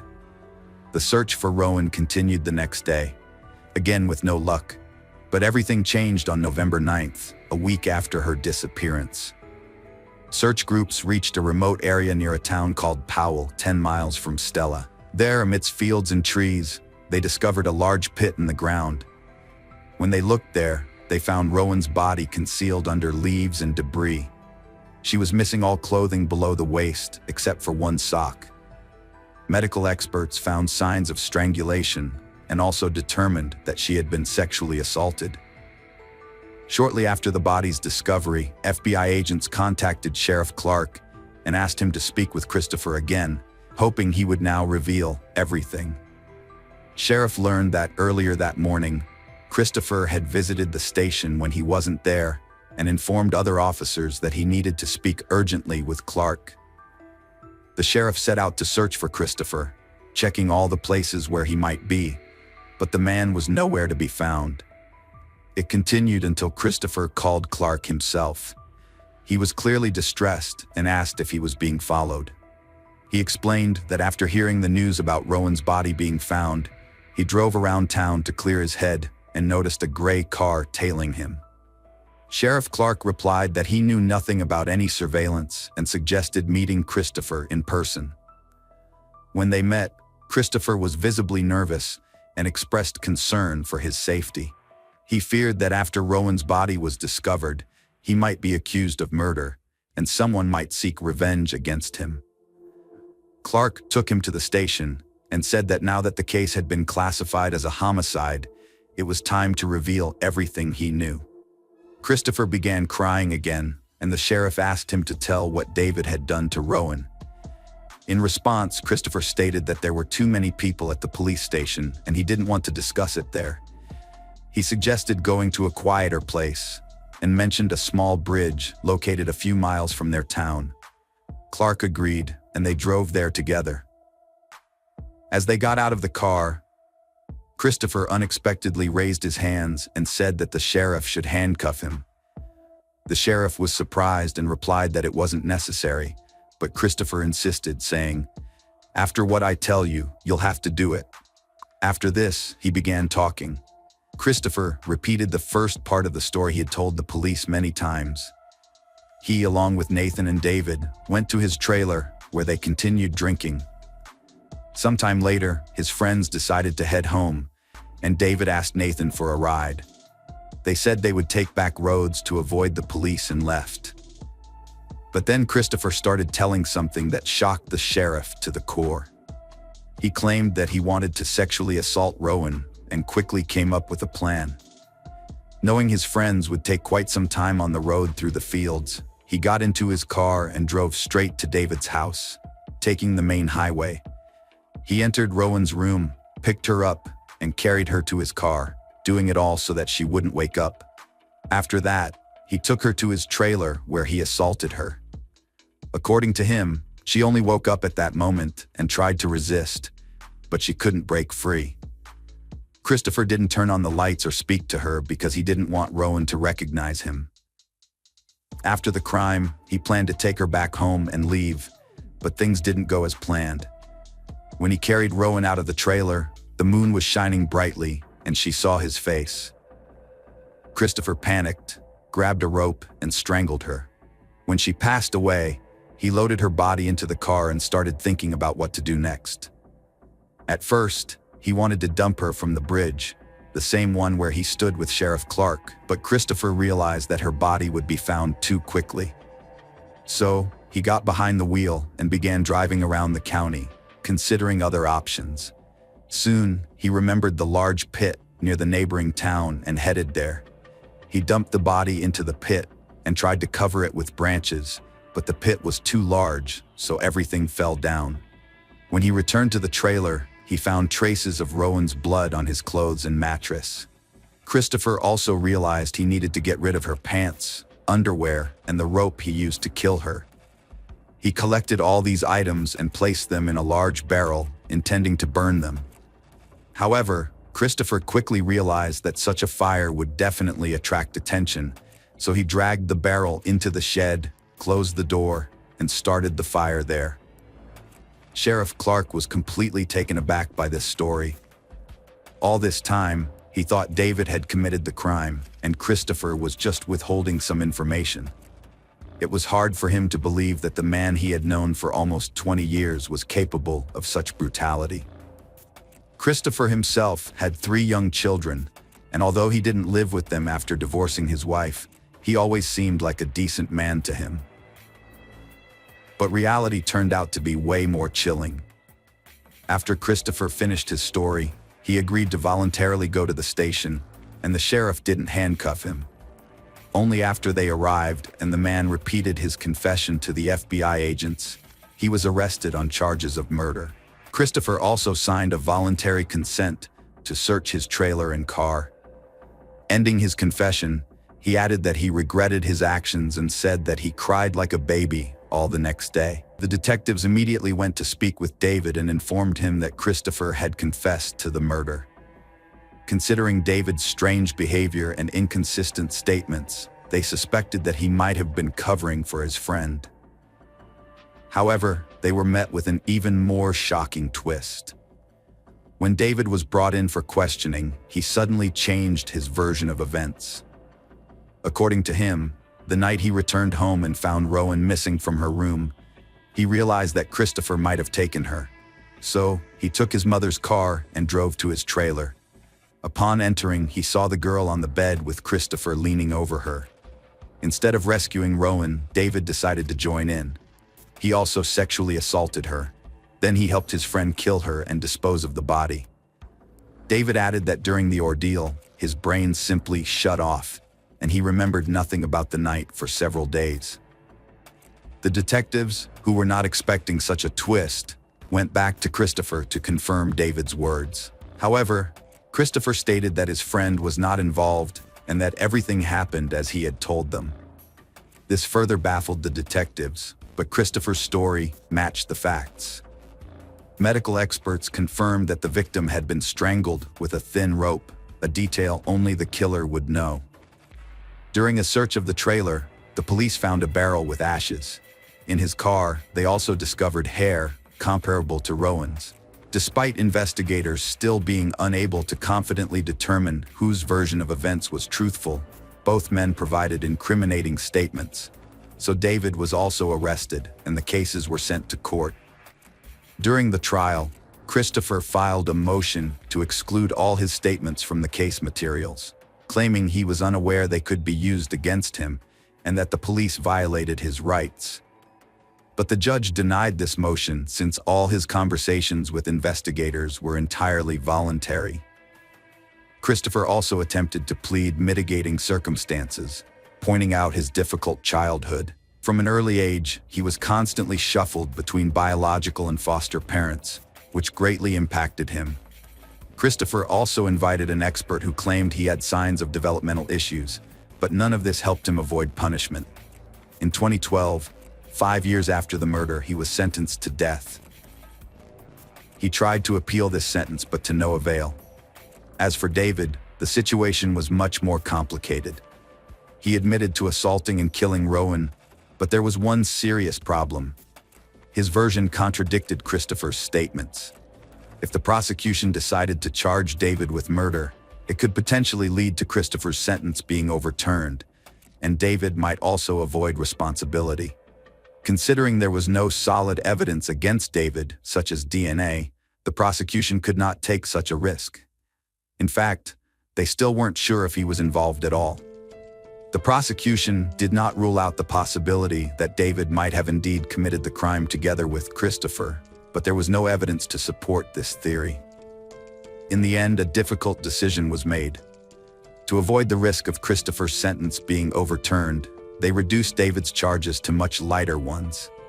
He pleaded guilty to 2 charges: child endangerment and obstruction of justice. He was sentenced to 11 years in prison, with a minimum of 5 years to be served behind bars. This sentence was met with outrage. If David was indeed involved in the murder, his punishment was deemed incomparable to the severity of the crime. However, there's nothing that can be done about it now, and it's unlikely that he will ever be tried again for this case. As for Christopher, he remains in prison awaiting execution. Considering that decades often pass between sentencing and execution, there are no guarantees that the death penalty will ever be carried out. It's quite possible that he will simply spend the rest of his life in prison. The sudden disappearance of 27-year-old Kelly sent shockwaves through her loved ones when she failed to show up for work on October 12, 2013. Her colleagues tried to reach her, but her phone was silent. Normally, Kelly was very active on social media, so this was alarming. She never let her phone out of her sight before. Concerned, her loved ones contacted the police and filed a missing persons report. Detect launched an investigation that uncovered several intriguing details, and the story grew more complicated with each discovery. Kelly DWI was born in 1986 in Lincolnshire, a suburb of Chicago, into a loving family. In 2002, when Kelly was 16 years old, her parents decided to divorce but maintained a friendly relationship for her benefit. The divorce was a traumatic event that significantly impacted Kelly's life. A year later, she graduated from high school without a clear direction for her future. Opting to take a break before heading to college, she worked part-time at a restaurant. By 2008, at the age of 22, Kelly decided to make a bold move and relocated to Milwaukee, Wisconsin, a city about an hour away from Chicago that reminded her of home. Milwaukee is the largest city in Wisconsin by population and offered great opportunities. Kelly quickly adapted. She made new friends, attended college, and took a job as a yoga coach to cover tuition and housing expenses. She also worked occasionally as a nanny to manage financial challenges. Kelly enjoyed exploring all the trendy and interesting places in the city. She relished life and harbored big aspirations for the future. The last time she saw her father was about a month before she vanished. He visited Milwaukee to see his daughter. At that time, Kelly had already graduated and was working as both a yoga trainer and a sales clerk at a sports store. Her coworkers held her in high regard for her fun-loving and upbeat personality. They genuinely liked her. By all appearances, Kelly seemed happy and content with her life right up until her sudden disappearance. Kelly loved her job and had been in relationship with Chris Zack for a year. Chris Zack, a 38-year-old, was a successful IT at a trucking company. He had graduated from Boston University with a degree in international back in 2009. For his career, he relocated from New York City to Milwaukee. Chris was known as a hard-working and decent individual with a good family. Just like Kelly, he enjoyed sports and entertainment. Together, they seemed to make an excellent pair. By that time, Chris had already established a successful career, owned a luxurious apartment, drove an expensive car, and accumulated significant wealth on his own. Kelly's father liked Chris and believed he was well suited for her. During the investigation into Kelly's disappearance, detectives found no evidence of enemies or individuals wishing her harm. All her personal belongings were left at home, which ruled out the possibility of her running away voluntarily. What alarmed the authorities was the absence of any activity on her bank accounts and phone, leading officers to believe she might be in trouble. The last person to see Kelly on October 10, 2013, was her boyfriend, Chris. Investigators invited him to the station for questioning. Chris stated that they met at his luxury apartment in Lafayette Towers and spent some time there before heading to a small bar across the street around 8 p.m. There, they socialized with others and had drinks. Cheerfully, they returned to his apartment by about 2:30 a.m., went to bed soon after. By 9 a.m., Kelly left the apartment and they never saw each other again. Chris stressed that he did not consider Kelly as his girlfriend. As per him, they had an open relationship and he was genuinely in love with another woman with whom he envisioned his future. This revelation made investigators suspicious, despite Chris's story appearing plausible on the surface.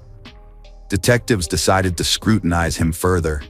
They interviewed friends who were with the couple that night to gather more insights. They confirmed they had an enjoyable time together, starting at the bar, then moving outdoors. Hungry, they ordered a pizza and ate it right on a bench. Kelly was in good spirits and shared her for the next day, which happened to be her day off. She intended to catch up on sleep, practice yoga, do laundry, and rest. Chris and Kelly later headed home. Shortly after, a friend came over for another drink upon their invitation. This friend felt uncomfortable being in Chris's apartment. After having a few drinks, she sensed tension within the couple and decided to leave. She mentioned that Chris was smoking and chatting with her that night, while Kelly seemed rather sad. The girl assumed Kelly was just tired and chose not to bother them further, excusing herself from the apartment. Upon conversing candidly with Kelly's other girlfriends, the investigator discovered that things were not as smooth as they appeared between Chris and Kelly. While Kelly was genuinely in love with him, Chris didn't seem equally invested in the relationship. He wasn't making any joint plans with her for their future, which distressed Kelly. Kelly suspected that Chris was involved in an affair and foresaw an impending breakup. Consequently, she began exploring other options by registering on a dating site and corresponding with different men online without meeting them in person, hoping to normalize relations with Chris. Her friends disclosed that they noticed bruises on Kelly's arms and neck, but whenever they questioned her about it, Kelly deflected by joking about having had a crazy night and changed the subject immediately. They harbored suspicions of possible violence, but Kelly never confirmed these suspicions. By then, the CCTV footage from Chris's house had been analyzed. It showed the couple returning drunk to the apartment at night. However, there was no evidence of Kelly leaving afterward. This contradicted Chris's claim that Kelly left his home at 9 a.m. the next morning. It turned out another friend of Chris's had been at the apartment that evening. This friend reported using illegal substances with Chris. Based on this information, detectives obtained a search warrant for the apartment and went to Chris's residence. Inside, they discovered various substances, pills, pipes, and other items, and arrested Chris for possession. The detectives also noted an unusual detail: a torn curtain in the bathroom. The hooks that held it were damaged, as if the curtain had been ripped off by force. During interrogation, Chris remained calm and confirmed he had taken substances, but denied distributing them. The police accessed Chris's cell phone and found alarming materials. There were photos of a girl, naked and unconscious on his bed, as well as a video showing him raping the unconscious girl and seemingly strangling her. Suspicions arose that Chris was drugging the girl to become intimate with her. These materials were entered into evidence concerning Kelly's disappearance. Subsequently, the police returned to Chris's apartment with a dog trained to detect dead bodies. The dog responded to both the bed and bathroom in Chris's apartment, then indicated interest at the front door. The dog later led law enforcement officers to Chris's car in the parking lot and pointed towards garbage cans. By this point, investigators were certain the missing person was deceased, making Chris the prime suspect in Kelly's case. Evidence suggested Kelly spent her last moments in his apartment before he transported her body elsewhere by car. However, it remained unclear how he managed to move her body undetected by any of the 28 CCTV cameras present. While continuing their investigation, police examined Chris's computer and found explicit images involving minors. Consequently, he faced charges for possession of these materials. At that point, Chris was out on bail pending trial as investigators continued seeking evidence and Kelly's body to file charges against him effectively. After recalling what Chris had mentioned about another girl he was dating secretly, detectives began investigating the suspect's double life. It turned out that this girl's name was Megan, and they had been seeing each other for approximately 3 years. However, Megan was unaware of Kelly's presence in Chris's life. The detectives approached Megan and showed her photographs of Chris's apartment. As she examined the images, Megan noticed that several items were missing. They lacked a shower curtain, a rug, and several towels. The bedroom was missing a large golf bag that was always kept there. Based on the description, detectives hypothesized that Kelly's body could have fit inside such a bag, After scrutinizing all entrances and exits within the building, the police deduced that Chris had one alternate route to reach his car without being seen. It appeared he had premeditated this route, studying the house well in advance. Parking lot camera footage revealed Chris arriving with a large bag that he stored in the trunk of his car. Chris departed from his residence at 10:06 a.m. on October 11th. At exactly 10:08 a.m., Kelly's phone was permanently disconnected at the same location. Over the succeeding 8 hours, footage captured Chris making multiple trips to and from the house while loading items into his car. He finally left for good at 6:16 p.m., not returning until the next day.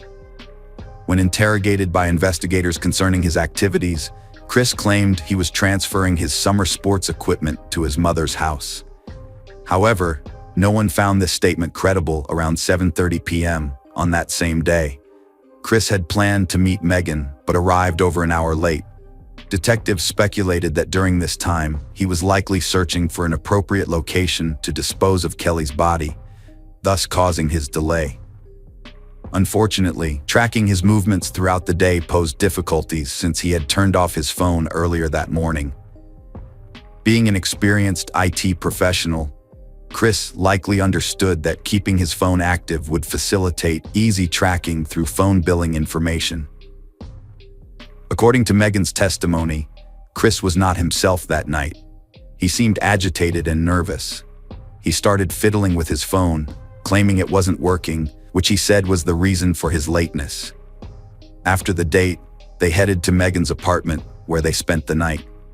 Throughout ordeal, Chris appeared so stressed out that he didn't sleep a wink and sweated profusely to the point where she even had to change the sheets the morning. Investigators speculated that his anxiety was due to not yet having disposed of Kelly's body, which was in his trunk. Fear of exposure loomed large. Chris was evidently trying to figure out where he could hide the remains. On the morning of October 12th, he said goodbye to Megan and left. But before leaving, he tried to convince her to move with him urgently to another city, Denver, but she refused. Police officers were able to track where Chris went using his car's GPS. It led them to a place called Cheese House, a cheese store located 130 kilometers from Milwaukee. But why would Chris need to drive that far early in the morning for cheese? Obviously, that's not why he headed there. However, Chris claimed he bought a piece of cheese there for his parents and even had a receipt for the 9:55 a.m. purchase on October 12th. His parents confirmed that he brought them cheese. Yet it was hard for investigators to believe this, because similar cheese could easily be bought at a regular supermarket near his house. The police suspected this area might be where he disposed of Kelly's body. Further inquiries revealed that on his way back, Chris stopped at a sports store and bought new sneakers a little past noon, a detail that raised eyebrows. Detectives believed this stop wasn't accidental. They theorized that Chris decided to discard an old pair of shoes, which might have had drops of blood, or leave footprints at the site where Kelly's remains could be found, thus leading investigators back to him. It appeared meticulously planned, as he methodically got rid of all evidence while creating an alibi for himself. The suspect had a sharp mind and aimed to execute the perfect crime. However, investigators were able to convict him of falsehoods. The distance between the cheese store and the sports store was approximately 80 kilometers, a trip he would typically complete in about an hour. Yet, he appeared at the store more than 2 hours later. Delay suggested that for another hour, he was engaged in something else, likely hiding the body. The theory was that he had found a place along the way to dispose of the bag. Police were on the hunt for the body, but lacked a specific location, making their search challenging and inconclusive. The possible search area covered the entire 80 kilometers route, a scenario akin to looking for a needle in a haystack. Meanwhile, in November 2014, Chris Zoka faced trial for possession of illegal substances and explicit child photos. He pleaded guilty and received a sentence of 19 years in prison. This was already significant for Milwaukee police, as they managed to imprison such a dangerous individual. Concurrently, the roadside search persisted. At one point, Success came when human remains were discovered by a local resident taking a walk in a wooded area about 60 kilometers from the city. Dental records later identified these remains as Kelly DWI's. The local resident immediately reported this grim discovery to the sheriff's office. The authorities quickly presumed these were Kelly's remains, whose whereabouts they had sought for so long. This find finally concluded the search for their daughter for Kelly's parents, who had known no peace for over a year and a half. Now it was imperative to seek justice for her by establishing the precise cause of death. From the skeleton alone, determining this cause was impossible. The medical examiner suggested that Kelly might have been strangled. However, since there was no significant pressure applied, her hyoid bone remained unbroken. There wasn't any evidence at the site where her body was found, not even remnants like torn curtains or towels or any bags, leaving many questions unanswered. The position of the body was highly unusual. The skeleton was discovered face down, with one arm positioned beneath the torso, and the legs bent as if confined for a prolonged period post-mortem. This suggested Kelly had indeed been hidden in that golf bag. Chris was captured on his house cameras with that same bag, driving down the road and seemingly disposing of the body. However, all evidence was circumstantial. No direct proof implicated Chris. The detectives continued their investigation methodically, as their suspect was already in jail. Ultimately, Chris wasn't charged until 5 years after Kelly's disappearance. The charges were negligent homicide and hiding the body. The police couldn't prove premeditation. They surmised that on that night, events unfolded similarly to what investigators observed in the video. Chris got intimate with Kelly, lost control during strangulation, and killed her. Following this unintended act, he removed the bathroom curtain, rug and towels to wrap her body carefully before cleaning the house thoroughly and concealing the body in a bag. Chris maintained his innocence throughout the trial. The prosecution presented CCTV footage and cell phone recordings depicting the strangulation. Additionally, a canine inspection of his apartment corroborated incriminating findings. Megan testified against him, noting his unusual nervousness on that day and tardiness for a meeting. Chris's ex-girlfriends also testified at the trial, describing his troubling interest in choking and rough sex which frightened them.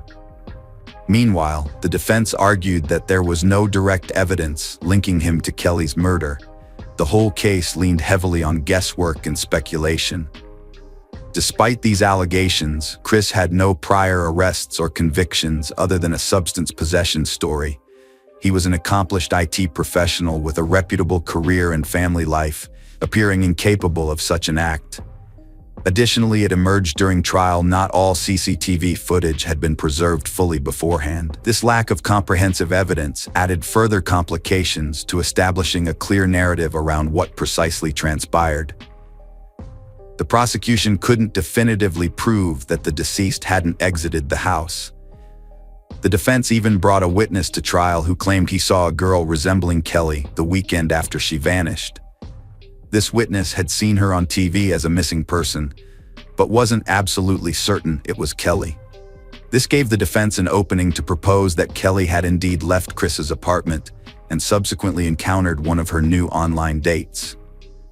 Regarding the dog search, the defense argued there's no way to confirm what exactly alerted the dog, as there was no videotape. Hence, it relies solely on the police officer's interpretation, which could be subjective. However, the prosecution countered by stating that the dog experiment was carried out as objectively as possible in front of numerous police officers who all concurred with its results. Moreover, they suggested the witness likely saw another girl in that car, because by then Kelly had ceased all communication, no answers to calls or messages, and inactive social media, which was uncharacteristic of her. Thus, they asserted Kelly must have been dead by that time. The prosecutor convinced the jury that Chris orchestrated her murder meticulously and eliminated evidence so thoroughly they couldn't directly link him to it. Despite this, after lengthy deliberation, the jury found him guilty of first-degree negligent homicide and concealing a body. The victim's family and prosecution pushed for the harshest sentence of 48 years imprisonment. The defense sought a reduced sentence of 22 years.